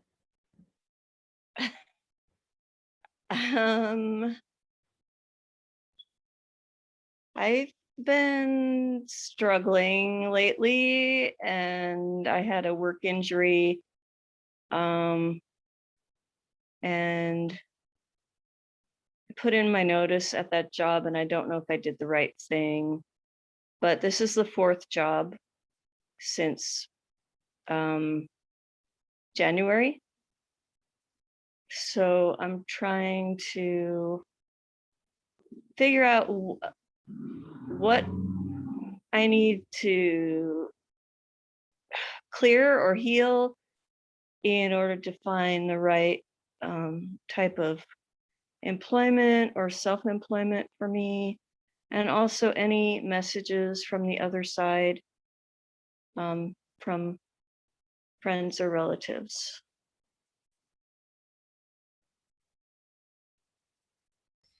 Well, just as everyone's getting ready, I do want to share that it's a great time to go looking for work. So part of it may be you had to get to here where there so many places want to hire and you have your opportunity to make choices. It seems like you've been in environments that haven't been really supportive of you, right? I've heard, right, we've talked a little about some of that. And I just think for you, like, it's almost like I think of it almost like dating, like writing of like, what do you want the experience to be like? How do you want to feel when you're there? How do you want those people to be? And letting yourself write, because I know you like writing about some of what that is. And it doesn't have to be whole sentences. It could just be phrases, right? And let yourself feel into what this might be like, and how do you, and you're probably going to have limits, right, of how much you let this into your experience. So this is an exercise to let this in more, let yourself feel of what this might be like. And you can, as you start to write it and create it, you can literally play with like turn away from it and let yourself turn back to it and feel it a bit more and turn away and back. And you can be playing with increasing your capacity to let this in and notice how you feel when you're with this. So that as you start looking at where you might work, and you might need to play a little bit more geographically. And I know you played with going further north before. I don't think it's necessarily further north, but I almost feel small townish. Like, again, I'm just making this up, but like Snohomish is this sweet little place. Like I want people that have a sweeter, kinder energy of where you work. That's what I want for you. Me too. All right, great. Let's see. We've got Marya all set. Go ahead, Marya. Hi, Verna. Does Hi. does the phrase that someone got burnt, does that make sense to you?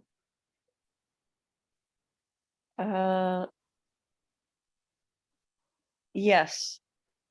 Okay, so I'm feeling that that I want to say move out of the energy of getting burnt, whether it was you or someone else, but that energy, move out of that energy into the freshness of the future.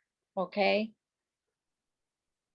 So if you Mhm. can leave that behind you and keep moving forward, keep moving forward. Quit revisiting the someone got burnt or whatever, or that the 4 jobs weren't right for you or whatever. That's okay, because failure at a job or whatever is really, if no one would invent anything if there was no such thing as failure. No one would progress if they didn't have failures. That's what teaches us. That's what moves us forward. So use that to move you forward now. Okay? And into the freshness of the future. You can think of it that way. Freshness. It's different. That makes me think of plants and animals. Ah, nice. Nice. So, do you work with plants and animals? No, I used to, kind of, but yeah, when I think of freshness, I think of like fresh lettuce and fresh, that type of thing, Yes. and water. Yes. And it'd be good for you to eat fresh lettuce, if you don't already. Eat those fresh green things. That will uplift you too. And fresh water, or oxygenate your water somehow, shake it up or whatever. Yeah, since you mentioned it. Okay. And do you get outdoors? Yeah, I do. That's good too. I really like the forest. Mm. And I like to lean against a tree. Beautiful. And I'm even seeing now you putting your bare feet into a stream, on some rocks. And there's trees on each side of the stream, and just let that wash over you at the same time as grounding you and refreshing you. Okay. Because it's a new day coming. Okay. I do feel like, a lot, I've been coming to these for a while, and I get all this information, and then I go on my merry way, and I'm like, oh wait, I forgot. So I'm hopeful that I know I should probably take notes or watch the recording, because that would help. All right. Thank you. Thank you. Thanks, Marya. And yeah, I wrote in the chat, like a nursery, an organic nursery that didn't have bad chemicals, or like a farmer's market kind of place, something like that. Right? People where the customers valued those kinds of things too. All right, we have Abbie, and then Sally, and then Cindy. Go ahead, Abbie. I had a quick question for you, Hun. Like, as you were talking, and you were talking about either friends or loved ones that might have any messages for you, the first thing I got was a person who was kind of the antithesis of who you are. And so I wanted to know if you had a friend who was like a biker, or who would have rode a motorcycle, because I totally got like the leather jacket kind of person. And so I just didn't know if you had somebody in your family, your history, your friends that was kind of that person for you, so that it wasn't just like weird. Yeah, well, I did have a friend who passed away, who he wasn't a biker, but he had a lot of like that kind of energy, just tattoos, very extroverted, very like warm, loving, loud. You know, he enjoyed making people laugh. Oh, good. I'm not sure if that's the person. His name I is mean, Benito. Benito. I wouldn't be surprised. I'm getting like my little tinglies that kind of tell me that I'm like, we're on the right kind of trajectory in regards to that information.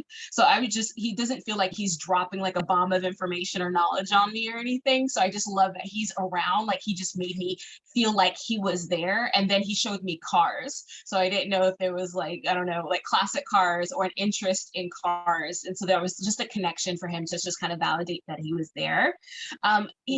He or us all talking kind of got a feeling for me that you're like worried about maybe like your housing situation or your ability to maintain.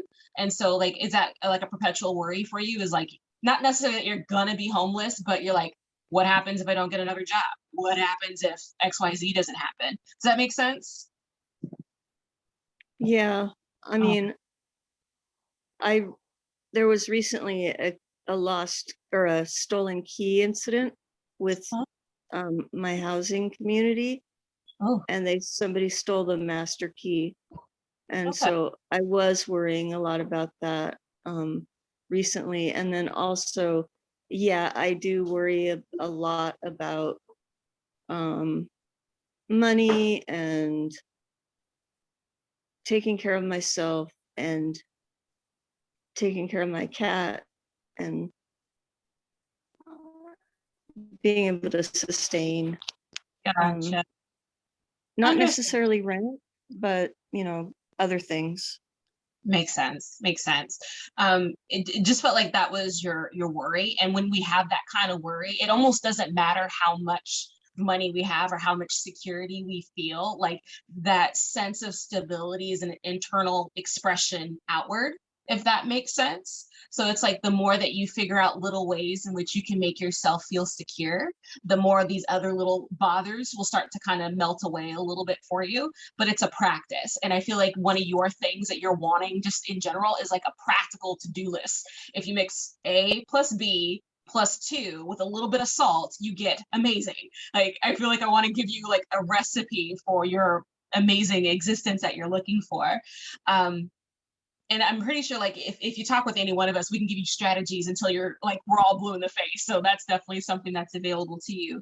The funny thing for me though, in trying to give you something practical, I actually got the feeling of having you feel like a fish out of water. So go towards things that make you feel uncomfortable, that kind of put you outside of your comfort box, that kind of is a step further than where you would normally go. So I don't know if you're like if you're applying for jobs or if you're looking in different areas to kind of find your next space or your next point of employment, if you just stretch a little bit further than what you feel like you're qualified for, I feel like that might actually kind of take you to the thing that takes you to the thing that takes you to the thing that you want to do. So, because everything else, especially some of the notes that I was jotting for you, talked about stepping stones. Like these are all just moments and places, and you're just navigating through them. So let's not put so much weight or so much perfectionism on every job to be the last job that you're ever going to have, that you're going to be there for the next 10 years or retire from or what have you. But know that this is just a stepping stone. This is just a moment. It's perfectly okay to have 8 of them or 12 moments or 12 jobs or whatever it happens to be, but just continuing to make your steps forward, and what you want is going to unfold for itself. So like the more you do, the more you get to decide, the more you get to choose. So you will figure it out. Like I have no worries or stresses. There's nothing kind of coming down the pipeline saying like, oh, you need to be nervous about something, honey, at least not for me. Like I'm not getting that experience off of you. So I feel like ultimately you're going to be fine, but I know it's best if you feel it first. And that's just going to take a little bit of practice on your side. At least that's my thoughts. Yeah, I keep hurting the left side of my body. Like I went ass over tea kettle over this box at work, and the majority of where I've been injured is my left side, which I know has to do with receiving, and I'm really kind of shitty at that. Oh, Oh, not shitty, but I'm unskillful. You're Unskillful. shitty, Not as unskilled, skillful both as some works. people.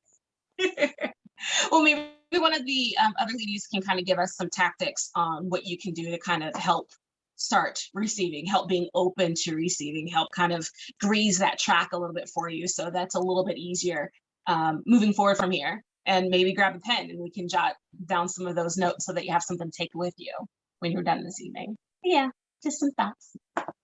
Thank you. I'm going to Thanks. grab a pen, actually. Yeah, go ahead and get a pen. Thanks so much, Abbie. All right, Sally is up next, and then Cindy. Okay, hi. So the first card, well, this is the one that stuck out to me. We'll put it that way. This is the root chakra. Okay, so you were talking about being out in nature and grounding yourself and stuff. So I think it's very important, but I still feel that it's stuck. Okay, there's something stuck inside the root chakra, which is causing a lot of your problems. But you can call on my Archangel Michael to help you. I do this a lot, like before I go to bed. Sometimes if I do a lot of readings, I'll ask him to protect me and watch over me and help me and guide me. And so I really feel like this is a power that you can kind of harness to kind of protect you and guide you through your life.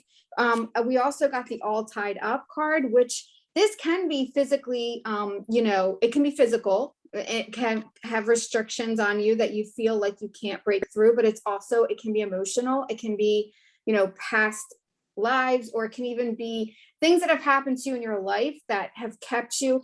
I get a feeling that when you go into these jobs, you don't feel comfortable there. You just don't feel like it.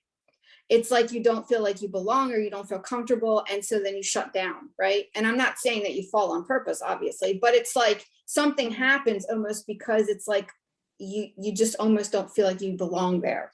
And so I feel like you need to find, because we got the cornucopia, right? This is abundance and success. We need to find that job that you can go to every day and feel completely comfortable doing.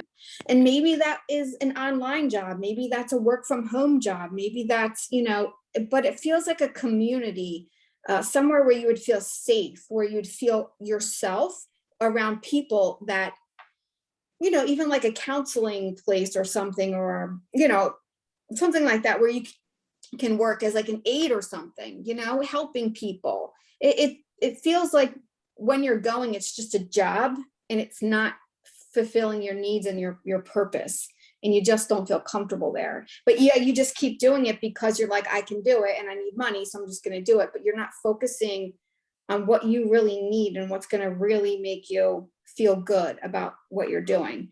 And also, I know you're talking about a friend that was a guy, but do you have a girl that's close to, so a woman in spirit that would have been like your same age? So maybe a friend, or like, this would have been someone that's, when I say your same age, they would be on your late age level, like a level of you somehow. So it's either like your friend or a cousin or a sister or like something like that, around your same age. They don't have to be this age you are now, but like when they passed, you guys were the same age. I can't think of a woman. I'm trying to think. It feels like a friend. It feels like a friend. That's who it kind of feels like. The only person that I can think of is my friend Carol, who had a very young spirit, even though she was much older. Okay. I mean, it can be. Sometimes I get the same age when that's the person that's like, so it's not a mother, it's not a father, it's not a daughter. So it's kind of like more of an equal playing like thing. So I feel like this woman, did you like work with her, or did you work, did you, there's a feeling of you guys spending like time together and hanging out together. And I feel like her main purpose is to kind of give you encouragement. Okay. And that's why I feel like maybe you worked with her before or something, because she's saying like, there was a time when this was not an issue for you. There was a time when you were able to, do these things, go to work and thrive. And she feels like you can do that again if you dig deep enough and reach down and get those, that part of you back. And I feel like if she was here, she would be that uplifting type of personality. She would have been the person that would have been, you know, someone that you could go to, confide in, talk to, and she would guide you through things. Okay. And it's just making me feel like she's saying you can do this. She keeps telling you can do this. You know, you can do it. There's just things you have to get past. There's things you have to let go and release in order to be able to do this. And she's saying you're not finding your people. You're not finding the people that you're supposed to be around. You're looking in the wrong spots. that's what she's making me feel. Yeah, that's really all I have. I hope that helps. It does. Thank you. Thank you for letting me read for you. Sally. All right, Cindy, and then Susie. Hi, Verna. It's a long time since I saw you, Hi. so to speak. I know. I know. Okay, so in reality, you know, sometimes we create situations and repeat them till we learn how to make a better choice for ourselves. Okay.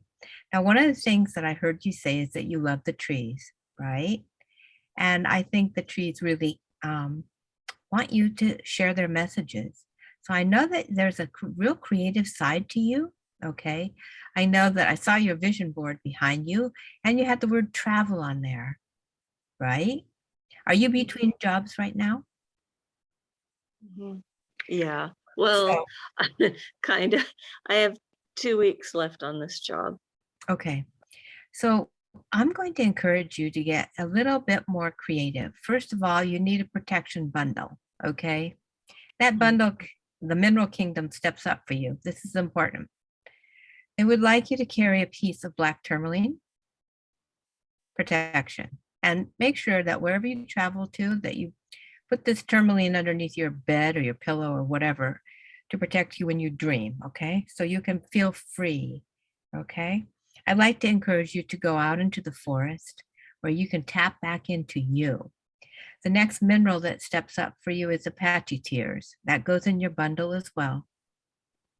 And that's the process going through the grieving of all the old jobs that are no longer suiting for you, and to break that habit. I'd like you to go into the forest. I would like you to take that black Apache, ask the tree where to put it, and I want you to bury it. And that represents letting go of the old you, okay? You're ready to step into the new you. I know it. I can feel it. I can see it. And you know it too, right? Yeah. The next mineral that steps up for you is orange calcite. To believe in yourself beyond any doubt and to create in writing what it is that you want to do with your life. When you had nothing to worry about, you have all the money that you could ever want, you have all the time that you could ever want. What does your life look like? I need you to dream the dream, but with nature's help. Ask the trees, the spirit of the trees. Hopefully you can do this, you know, maybe on 8/8, just go out to a tree and say, I need your help. Now, you know that when you talk to one tree of the same species, you're talking to all of the trees on the entire planet. You're linking your roots with their roots, and they love you, and you love them. The next thing that comes up for you is to possibly visit an animal shelter and volunteer. I know you love animals and you can communicate with them too, right? Yes. There you'll find a family of love. Not just the animals there, but the people who work there. They have big hearts. Maybe you do it for just an hour a week, but you will find yourself coming out of that shell. Your shell is not broken, but you're freeing your soul. So I really want you to realize that you actually have quite a few gifts. And maybe you'll share your story of life with others so that they can break out of their shell as well. I hope this has helped you. Thank you. Thanks, Cindy. And you know, Verna, it makes me think of one of our animal practitioners is Kelly Martin, and I think she lives up near you, and she works at a store working with animals. Oh, So yeah, I can get you her contact info if that's helpful. okay. So Susie, and then Henry. Thank you. Hey, Verna. Yeah, I know Kelly Martin too, and I don't know where she works. Oh well, I'll talk to her later. So I did pull cards, and it's interesting. The first one is volatility or volcano, which can be scary when you look at it, thinking, "Oh my God, it's all going to explode." We're talking about a complete and utter clear out. This is your opportunity with this time off, with your in between jobs. You can clear out that stuff that's not helping you. I got a very strong sense that you were enslaved in previous lives, and that battering down of your heart and your soul is what has carried forward to you right now into this life and makes you think and is bringing that thought process um, of no, nothing is going to work because these was it owners, these masters over you told you weren't worth it. There was a woman, there's all kinds of souls out there. And so what I would ask for you in those lifetimes and now the other cards I pulled and they all like come flying out of my deck. So I'm not going to read all these cards, but they all have a very common thread of being in nature. So breathing.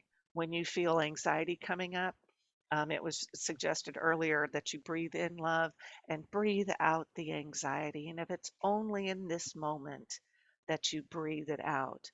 Or when I would have anxiety attacks, I would see this mist in front of me and a hand would reach through. And it was one of my guides reaching out to me and saying, "You're going to be fine. Hold my hand." And so I would take their hand as I was breathing and you're breathing in love and you breathe out the anxiety. And I want you to get to a point where you can shift what you're breathing out.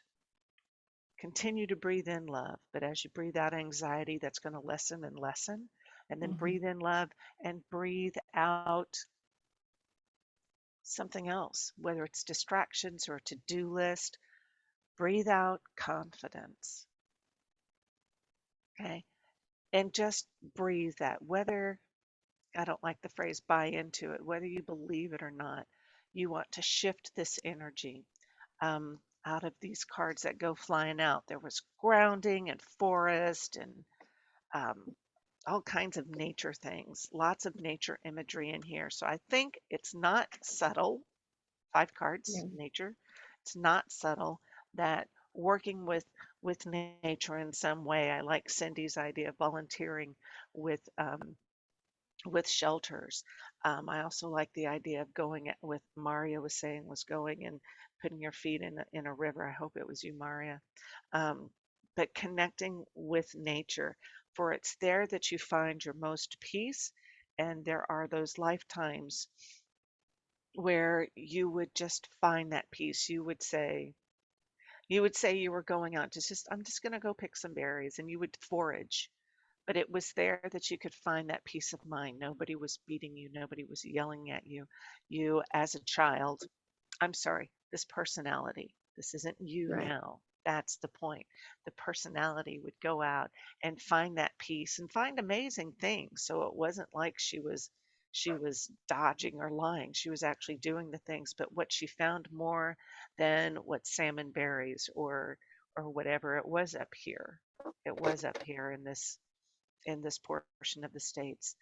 But you found peace and you found that stillness. And that's going to resonate with you more and more. Um, there's also opportunities for you to work on restoring the land. So finding those means to help elevate.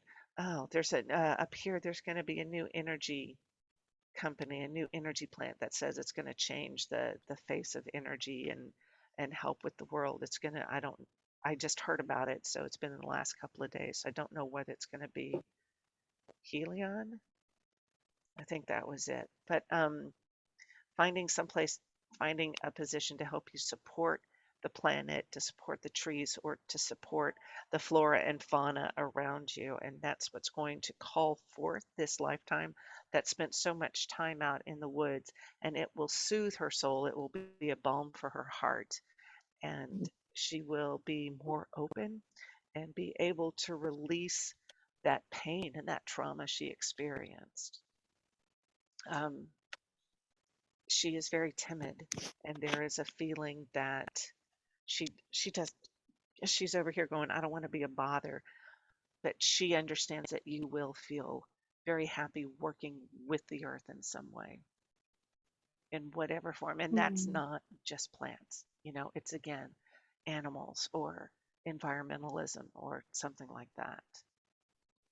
But the breathing is that first step for you. Okay. Thank you. Mm-hmm. Thanks, Susie. All right, Henry. Susie. That was just lovely. Susie, when I listen to your voice, it's almost like I go asleep, but I'm not asleep, but I'm just like, wow, that's wonderful. And I can really see the effect you're having on Verna, right, Verna? Just so soothing. Yeah. So a couple of things. Let me start my timer here. A couple of things. This came through here, so you have to make sense of it. The sense I'm getting is that there is a longing for a shift. Yes. And like a shift in your life, like a pretty dramatic shift in your life, like it just being different than it is now in some major way. And it has to do with security. And the question is whether you are ready, or whether your circumstance is ready. Does this make sense to you? Yes. And so but am I ready, and are my circumstances conducive? It's a misdirect, which happens quite often in life. It's a misdirect.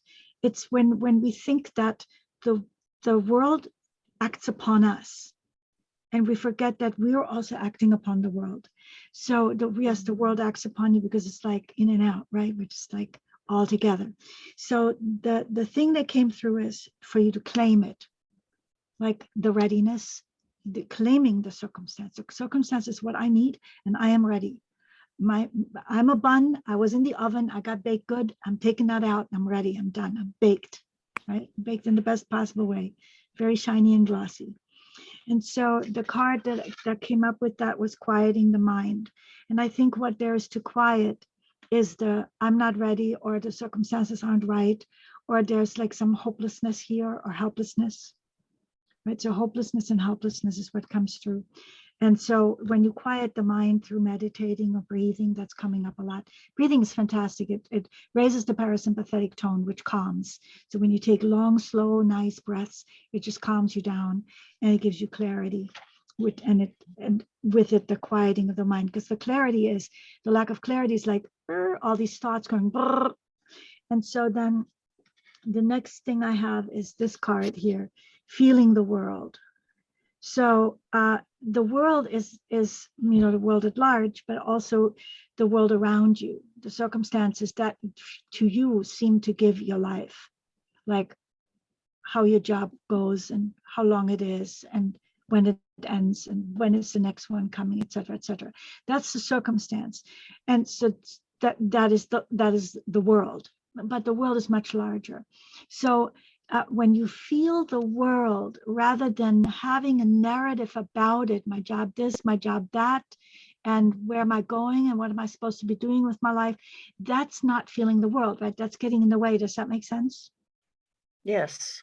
So the thing is, like, quiet your mind so you can feel the world, because when you feel the world, when you quiet the mind and you feel the world, what opens up for you is divine reality.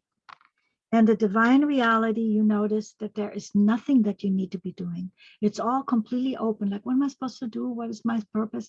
None of that. Those are all mistaken questions. There's nothing you must do that you're not already doing. You're already perfect. You're already a manifestation of the divine. Then the question becomes, what do I want to do? And that is the reading, because my time is up. Was this helpful? Yes. Thank you. Okay, good. Thank you. I appreciate that.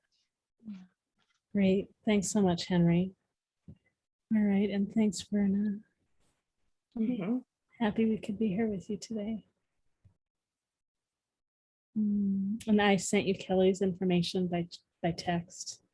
And I'll aim to get this recording up for you. So if you want, you can look back, but if you can just keep feeling this and let yourself keep feeling this, it's all there. Yeah. Thank you. Thank you all. You're welcome. All of us. All right. Let's see. So we have Cleopatra up with an answer, and let's see, there's specifically a request for Susy. And then also, I know some practitioners may have to leave when we're in the middle of answering. So I just wanted to, make sure practitioners, if you need to leave, make sure that you break in and share your name and your modalities and your contact info before you go. All right, Cleopatra, we are ready for you. If you want to be in the spotlight, turn on your video and then I can pull you into the middle. Are you there? Are you ready? Let's see, I'll ask you to unmute. Turn on your video.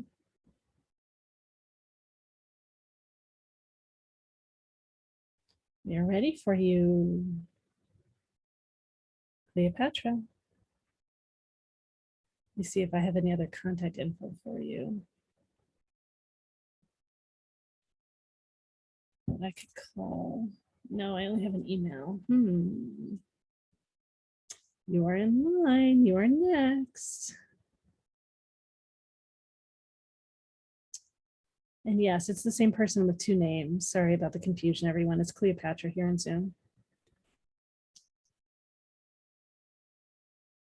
And Cleopatra, you are not here. Phooey. All right, well, I want to answer Cleopatra's question. However, if Cleopatra does not reappear, we have space for another question.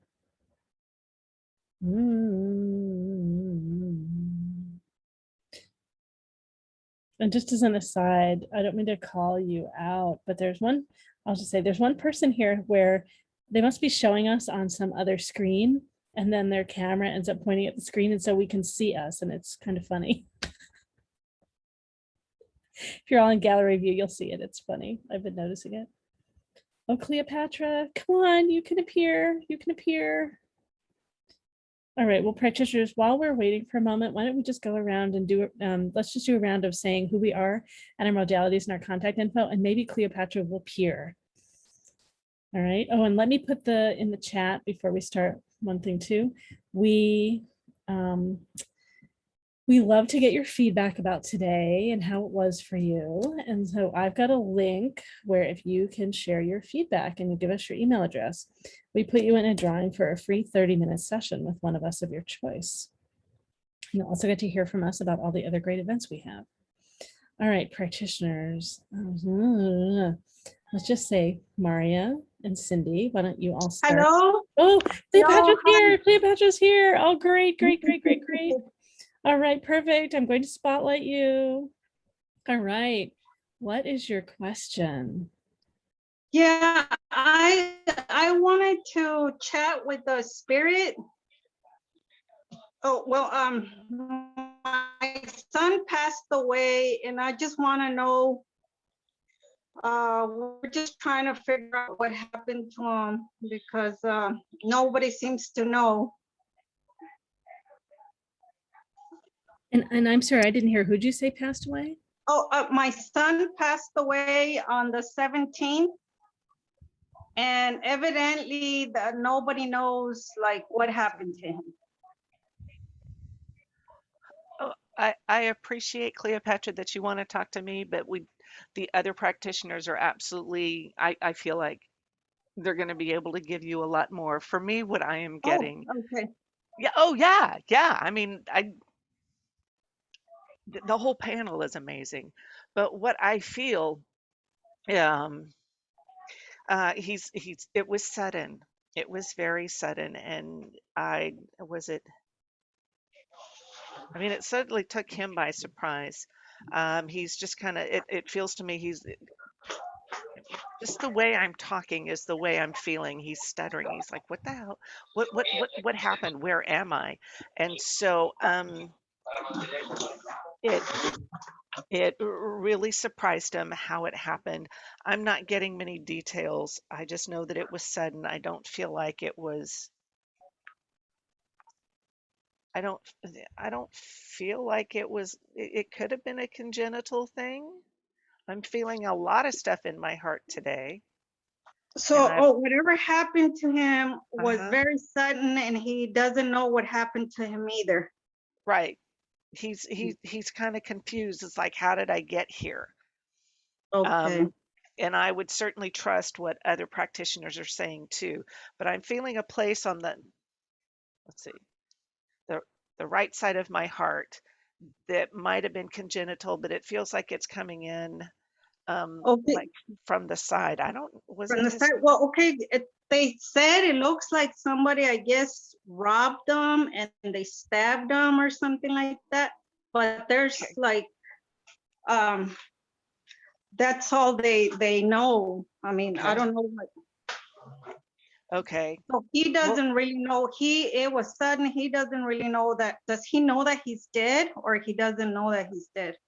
he feels that there is so much unfinished business. Yeah. Yeah, his He life c- was just starting to pick up. Yes. Yeah, and that's part of it. He was like, I was just getting on track, and then because it just feels, let me lower this. It feels like it's coming in from here. That this is where that sensation is coming in from because Oh, like run right, like under the right breastbone, like in that area. yeah, Mm, like under the collarbone. Yeah. So okay. it just feels like it came in through there, and he is just kind of wondering, like, what in the hell happened? And he just has so much left undone.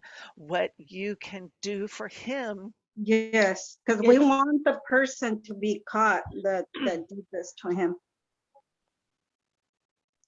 okay. um, for his part, I'm not one to dole out justice for anyone. My Yes. the best hex I can give anybody is may they get exactly what they deserve. Okay. Oh, okay. Okay. Because, I mean, magically speaking, spiritually speaking, that detaches you from the outcome, but that person's going to get what they deserve. It may not be as soon as you want. I understand But from you that you eventually, want it huh? now. Yeah, at some point, he's Mhm. going to make another mistake. Okay. He's going to, Exactly. And that's when.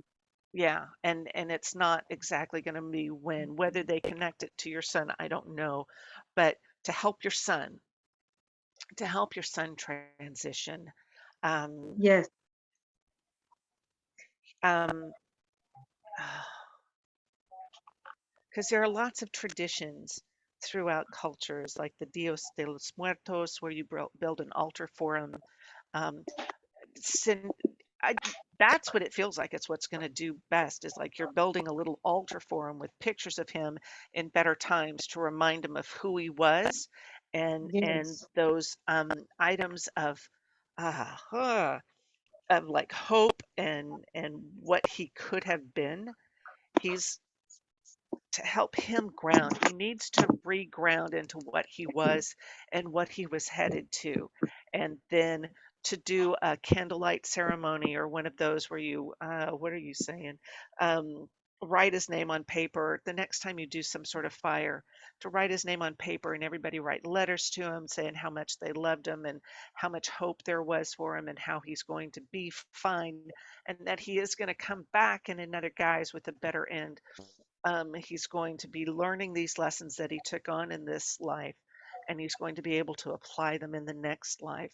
And then, like a fire pit, and everybody write letters of love, and if you needed forgiveness, certainly letters of release, and then Yes. burn the letters in the fire. And what I've learned from that process is to not make the fire too big because otherwise you're there all night waiting for it to go out. But a small fire, with sage or sage is really good. And to send him off with love. And if he feels he needs forgiveness, reclaim your energy from him and give his energy back to him. For me, that's what forgiveness is, and allow him a chance to remember what he was. And actually, he's at a point where he can remember what he was going to be. Yes, yeah, because they try to do a candle lighting right there where they said he got stabbed.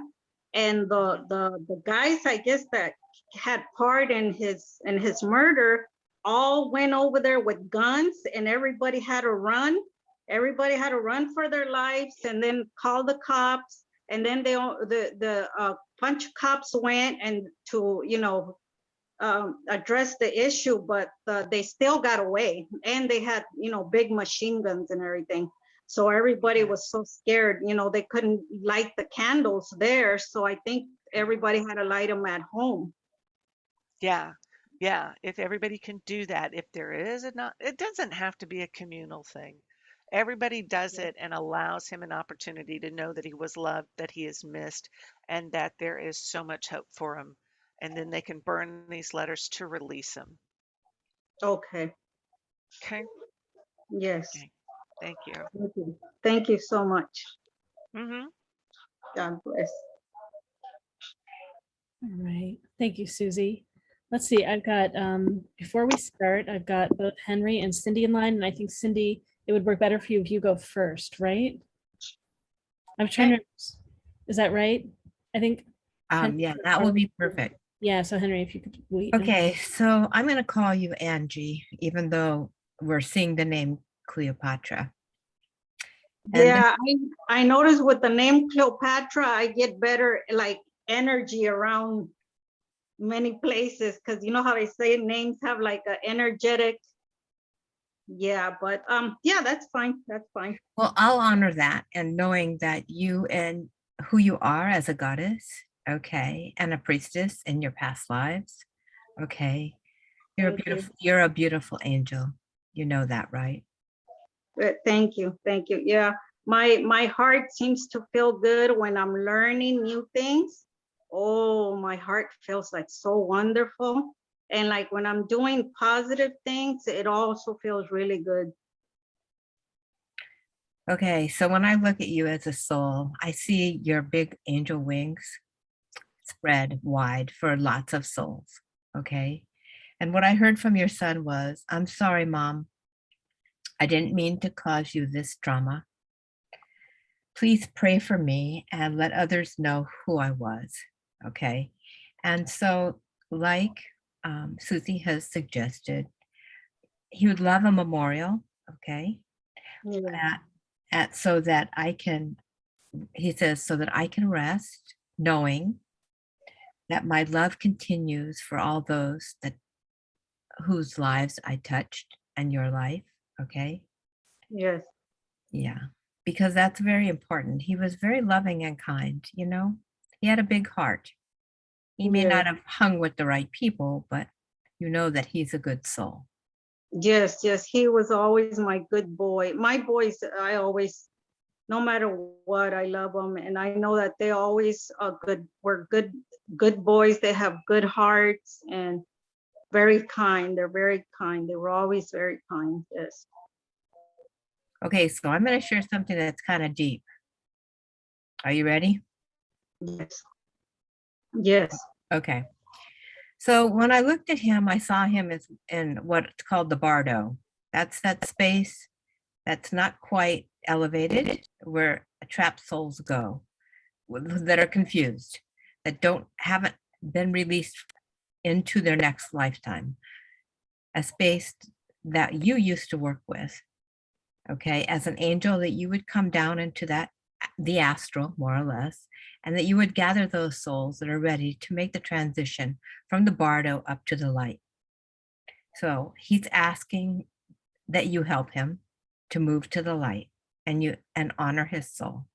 And I hope this has helped you. Thank you. Yes. Thank you. Thank you. God bless you. Thank you. Great. And I'm remembering, Cindy, did you need to leave like right at 8? Yeah, go ahead and share your contact info. So.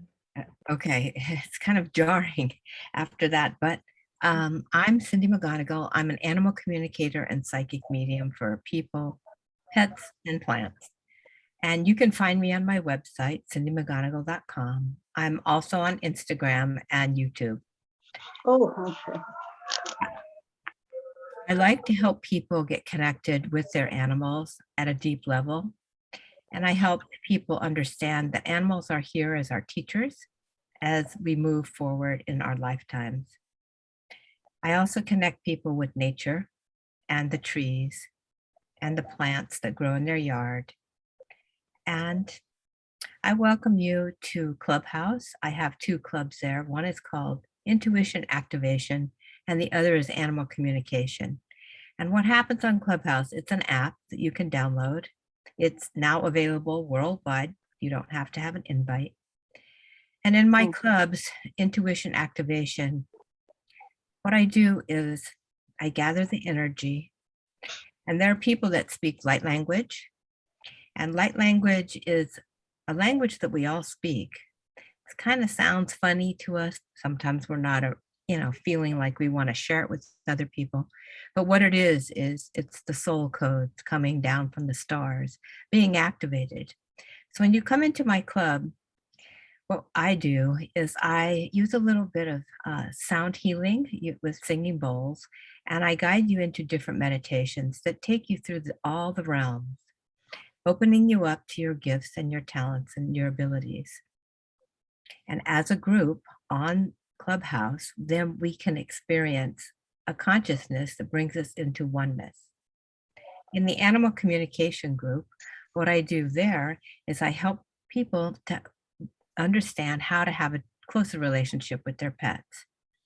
It's on the second Thursday and the 4th Thursday of every month.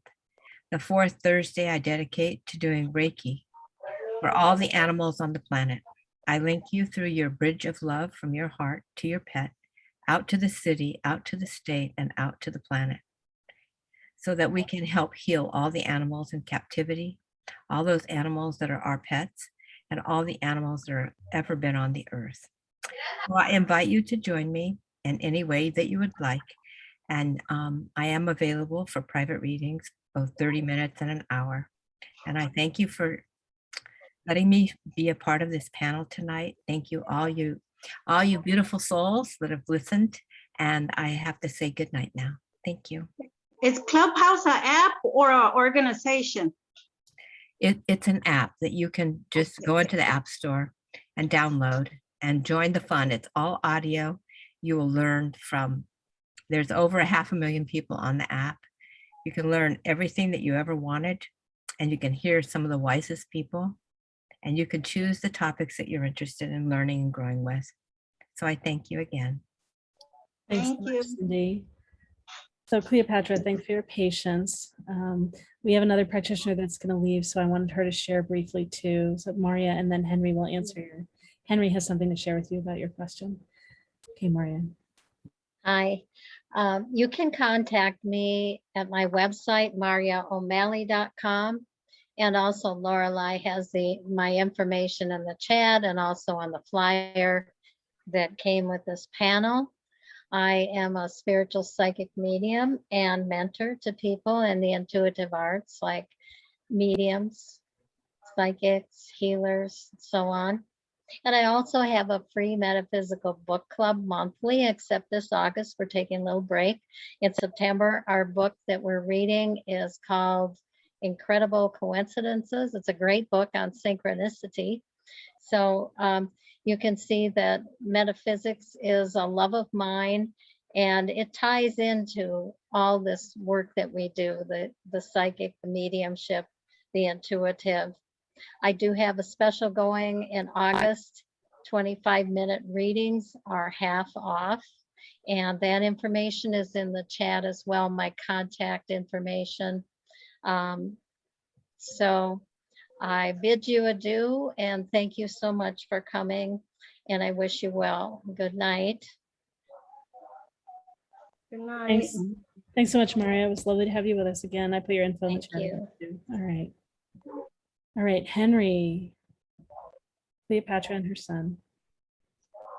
Okay, so Cleopatra,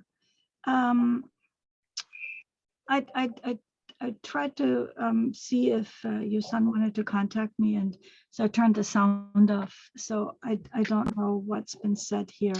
I just wanted you to know that. So how long ago did your son get killed? On the 17th of this month, I Okay. guess about 12 days ago or something like that. Yeah, okay. Okay, that's exactly what it felt like to me. That this is really super recent. And I think you did say it earlier, but I forgot. So we did get in contact, and there was, he tried to download a lot of stuff, but I was not in a space to really receive it. I'm sorry to say.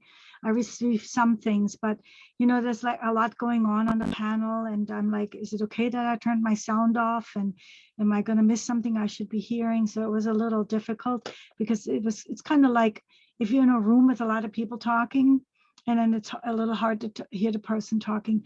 But some things came through very clearly. One was that he wanted me to tell you that he loves you. Oh, okay. Okay, like really, and I was like, you can tell her yourself.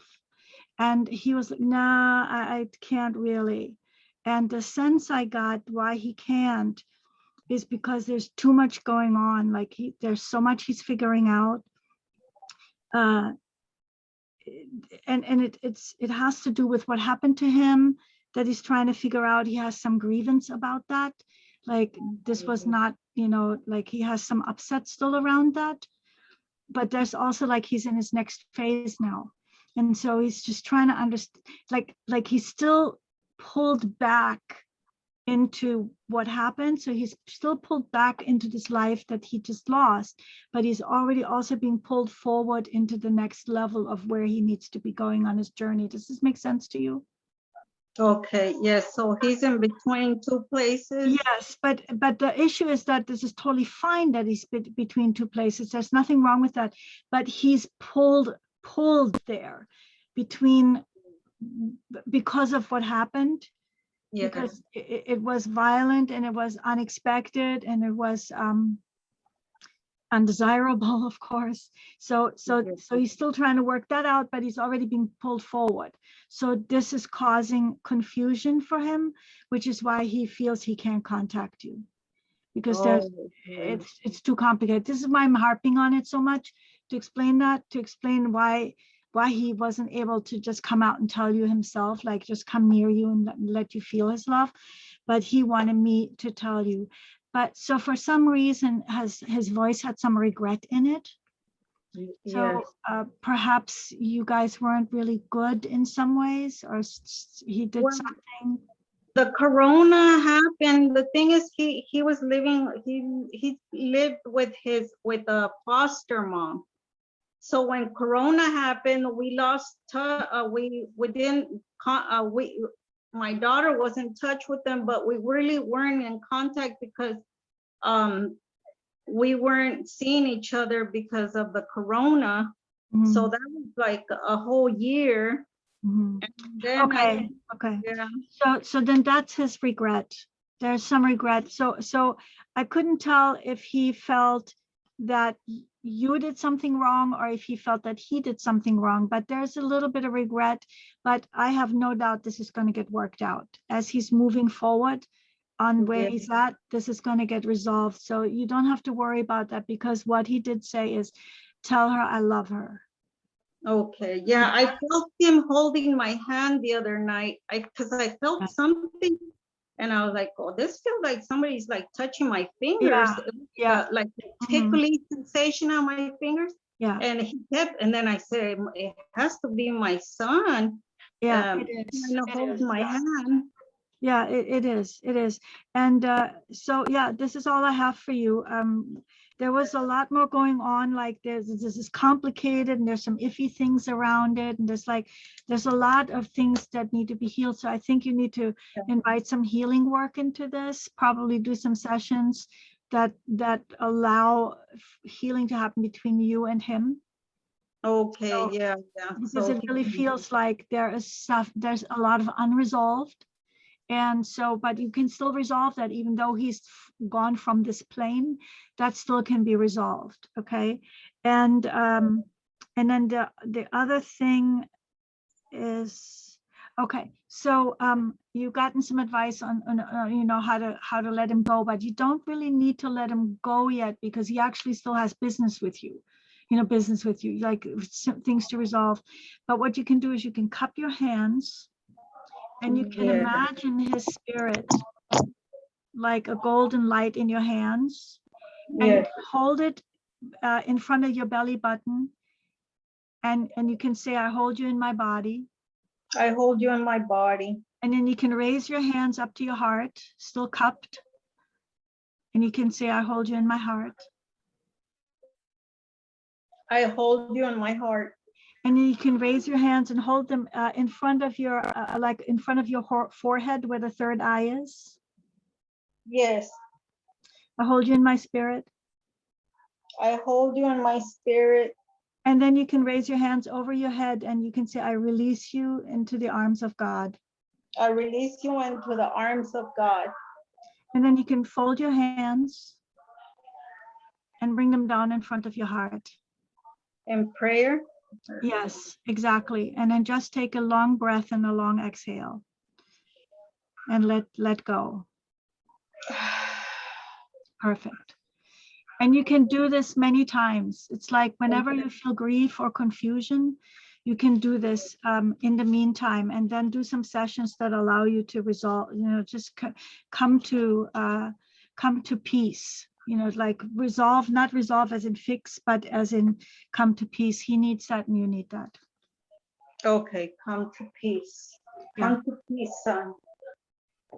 Yeah, so yeah, and you might need to listen to him, you know, say what there is for him to say. There's some things that are still unspoken, and it's not too late. You still can have this conversation with the help of someone, you know. Okay. Yeah. That's it. He said he loves you. Thank you. Thank you so much. You're welcome. God bless you. God bless you too. Thanks.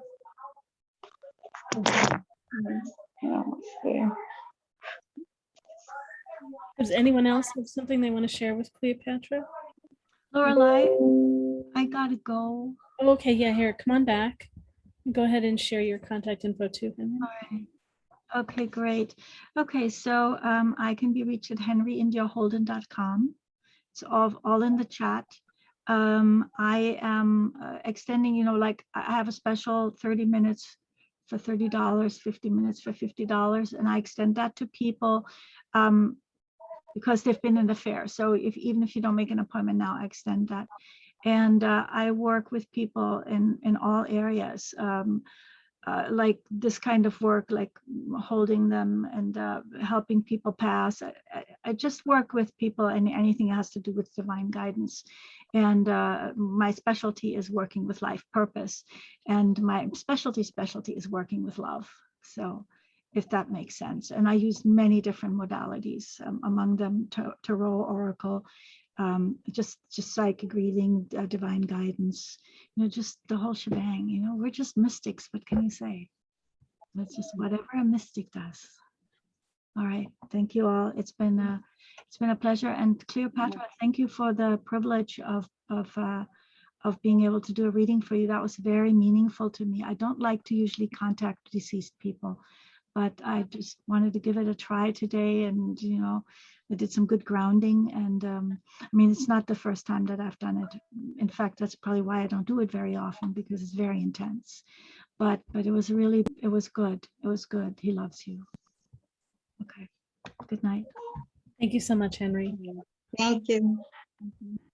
All right, so yeah, just checking in with Sally and Abbie if you have anything you want to share with Cleopatra. Just if anything's here. I don't mind chiming in for a quick moment. Okay, go ahead.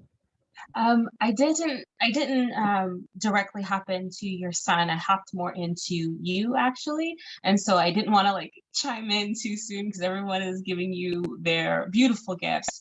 And the thing that kind of circled up for me was you doing work to kind of help yourself during this time? Because I know that you want to take care of him. You're still mom. You still want to, you know, usher him through, but not forgetting to care and take care of your heart and take care of you while you're still here. And so one of the ideas that came to mind is actually maybe digging into your ancestral spiritual practice, or maybe like church, like literally going back to church. Like, I don't know if you have like more traditional religious background, but totally had the feeling of like, me, when, for instance, I'm really stressed out, I go back to my Catholic roots, and there's something that's very kind of at home about it, even though I'm not necessarily like an avid practitioner of Catholicism. There's just something that's home about that. And so finding whatever it is that feels like home for you to kind of help you regain your footing during all this upheaval for you. So that was just a little tidbit that kind of circled around for me, is figuring out ways for you to kind of take care of yourself during this time. Oh, okay. Thank you. You're very welcome, CP. Bless you. All right, thanks, Abbie. Okay, Sally, just checking in. Yeah, I was gonna say, I'll just say some. My experience is usually a little different. I don't usually get the stuck feeling. So I always think of loved ones coming to kind of grab the person. And I did feel like there was a grandmother figure that was kind of there waiting. So I don't know if he had a grandmother that would have been there waiting for him to kind of help him. So is your mom passed possibly? I have two grandmas that passed. Okay, but none of his grandmothers are passed, just yours? I don't know, because he was living in a foster home. Okay. So All right. well, Well, I know on my side, yeah. Okay, I did feel like there was a woman there, a grandmother. I thought it was his grandmother that was there to kind of help him, to kind of embrace him. So I feel like you said he was holding your hand. I do think he's around you. I feel like this is a little strange. I feel like he's sitting on like your counter while you're like getting ready, or sitting on your counter while you're cooking or something. Like, I feel like his presence is very still within your house and still within there. I kind of feel like he's waiting for you to tell him it's okay. I don't feel like it's a stuck feeling, but I feel like he's kind of it's so new.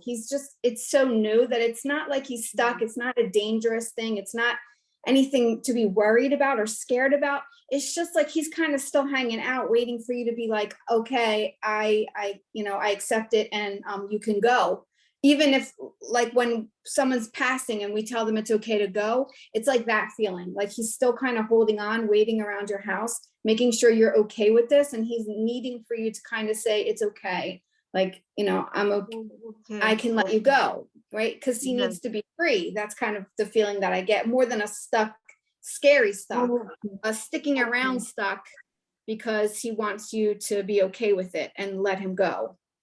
And so, yeah, I just think any kind of ceremony to let him, and I do think that people stick around for their funerals, they stick around for their ceremonies, they stick around for that kind of stuff. They're there, they watch it, and then they go, right? As soon as they feel free. Okay. So just let him know that you acknowledge he's there.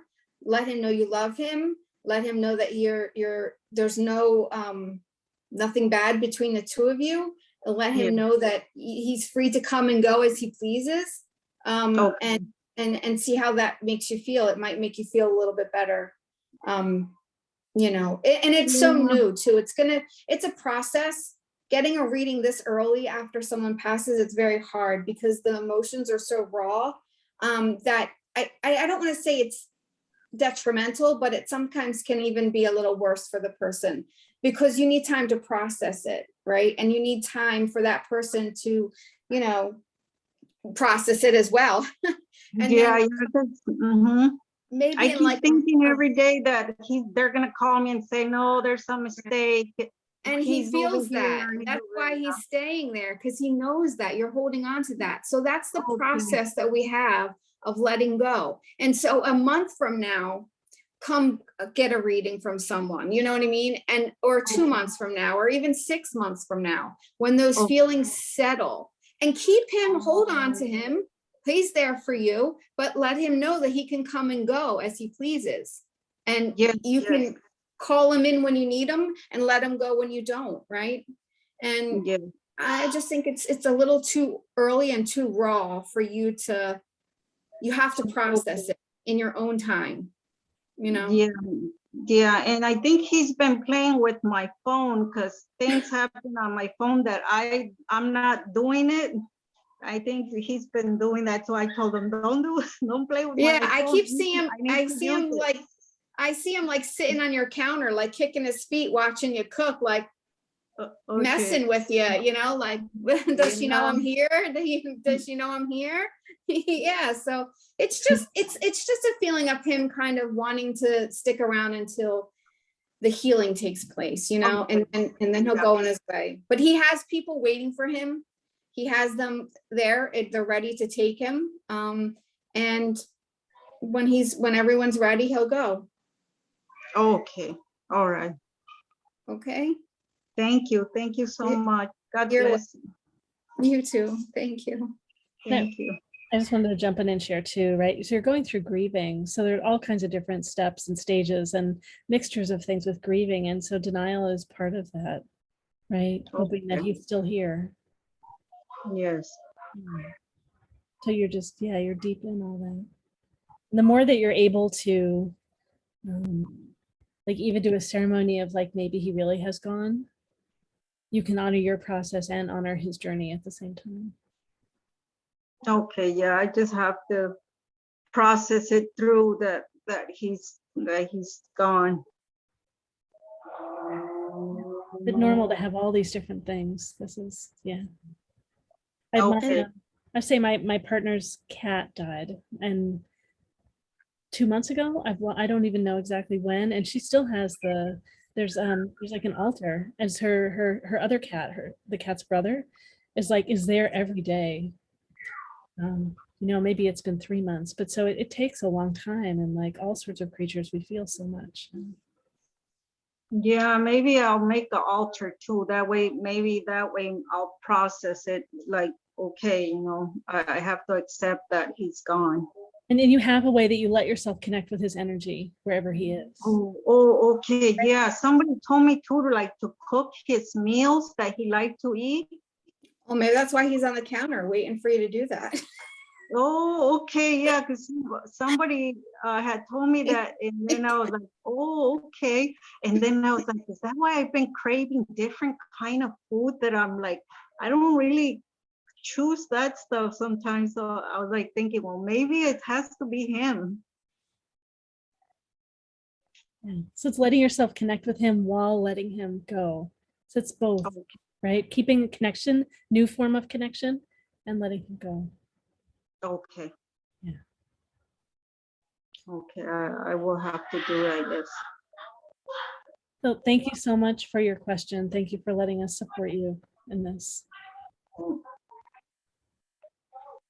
Thank you all. God bless you guys.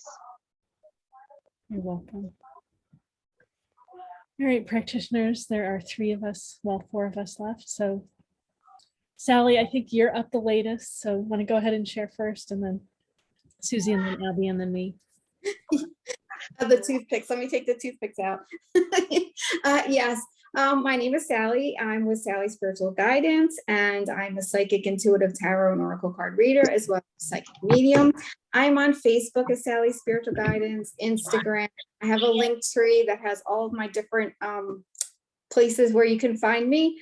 I provide a variety of different readings. I can do a mediumship and tarot combination reading, or just a mediumship, or just a tarot, pretty much whatever you want. You can check out my Etsy shop. And I just enjoy coming to these. It's always a great time, and a very like a wonderful healing event for everyone. And thank you all for coming. Thanks so much, Sally. All right, Susy. I'm Susy Parker Goins of Blue Lightning Healing and Blue Lightning Healing Meditations. I'm a channel bringing through spirit and divine to you in a way that is accessible for you, so you can talk to them and establish a relationship. And, you know, energy healing, past life stuff. I'll sling my share of cards. Well, not as many as others, but I'll pull in all the resources that I have on hand to help you clear a path to a more heartfelt life. You can find me at bluelightninghealing.com. You can email me at Susy, that's SUSY, at bluelightninghealing.com. I'm on Facebook. I am on Instagram, but I don't know how to use it. So just go to Facebook or go to my website, even better. And my podcast is available on Spotify and Amazon Music and several other places. Just go to anchor.fm or my website. So thanks so much. This has always been such a heartening group. And I agree with Sally. There's so much healing that went on. And yay, thanks. Thanks, Susie. It's always so much fun to have you. And Abbie, her first time on one of our panels, and it's been great. Oh, so good to hear. Thank you so much for having me. And like she said, my name is Abbie. I am a tarot psychic medium. Is kind of how I approach myself and my skill set. I use cards as my primary mode, and whatever other modalities like to show up for us as we practice. I conduct sessions pretty exclusively online, and we're just starting to do the stepping out into the fair land and public land and meeting people face to face. You can find all of my contact information at avtarotreading.com. My apologies, Laureli, I gave you the wrong email, wrong one earlier, so my bad about that. So it's avtarotreading.com. I have access to my website. You can find me at Instagram and Facebook under the same name. I'm super easy to find. But thank you so much for having me, and I hope to be here again. Thank you. You'll be here again. Great. And I'm Laureli Shimayo. I'm an intuitive eye reader and a body psychology coach. I read your eyes, read your soul, answer questions about your purpose and about how to live your purpose on this plane, who to connect with and how to connect with them in a way that's great for you and great for them. And this has been MeWe Fairs, MeWeFairs.com, and we have lots of upcoming events. On Saturday, we have a Crystal Skulls and Channeling panel at 4 p.m. in the afternoon Pacific time. Sunday, August 1, we have an Anything and Everything panel where it's a training panel. You can ask questions on anything, and we have practitioners in training on that panel, so they get support from us. And then Tuesday, August 3, we have a panel on self-image and self-esteem. Wednesday, August 4, we have a panel on Lionsgate, cosmic activation. Friday, August 6, we have a practice circle where if you're already starting to practice, you can come practice with your peers, a way of strengthening your gifts. And we have tons more going on too. And we have in-person fairs starting in September. I'm so excited, and whoosh, time is flying, and wow. Thank you so much for being here with us tonight, for supporting us in the energy of the space, and for asking questions and letting us answer questions. And I'm taking this off spotlight so we can see all of us together who are left. Thank you, everyone who stayed to the very end. Thank you, thank you, thank you. All right, I will turn off the recording.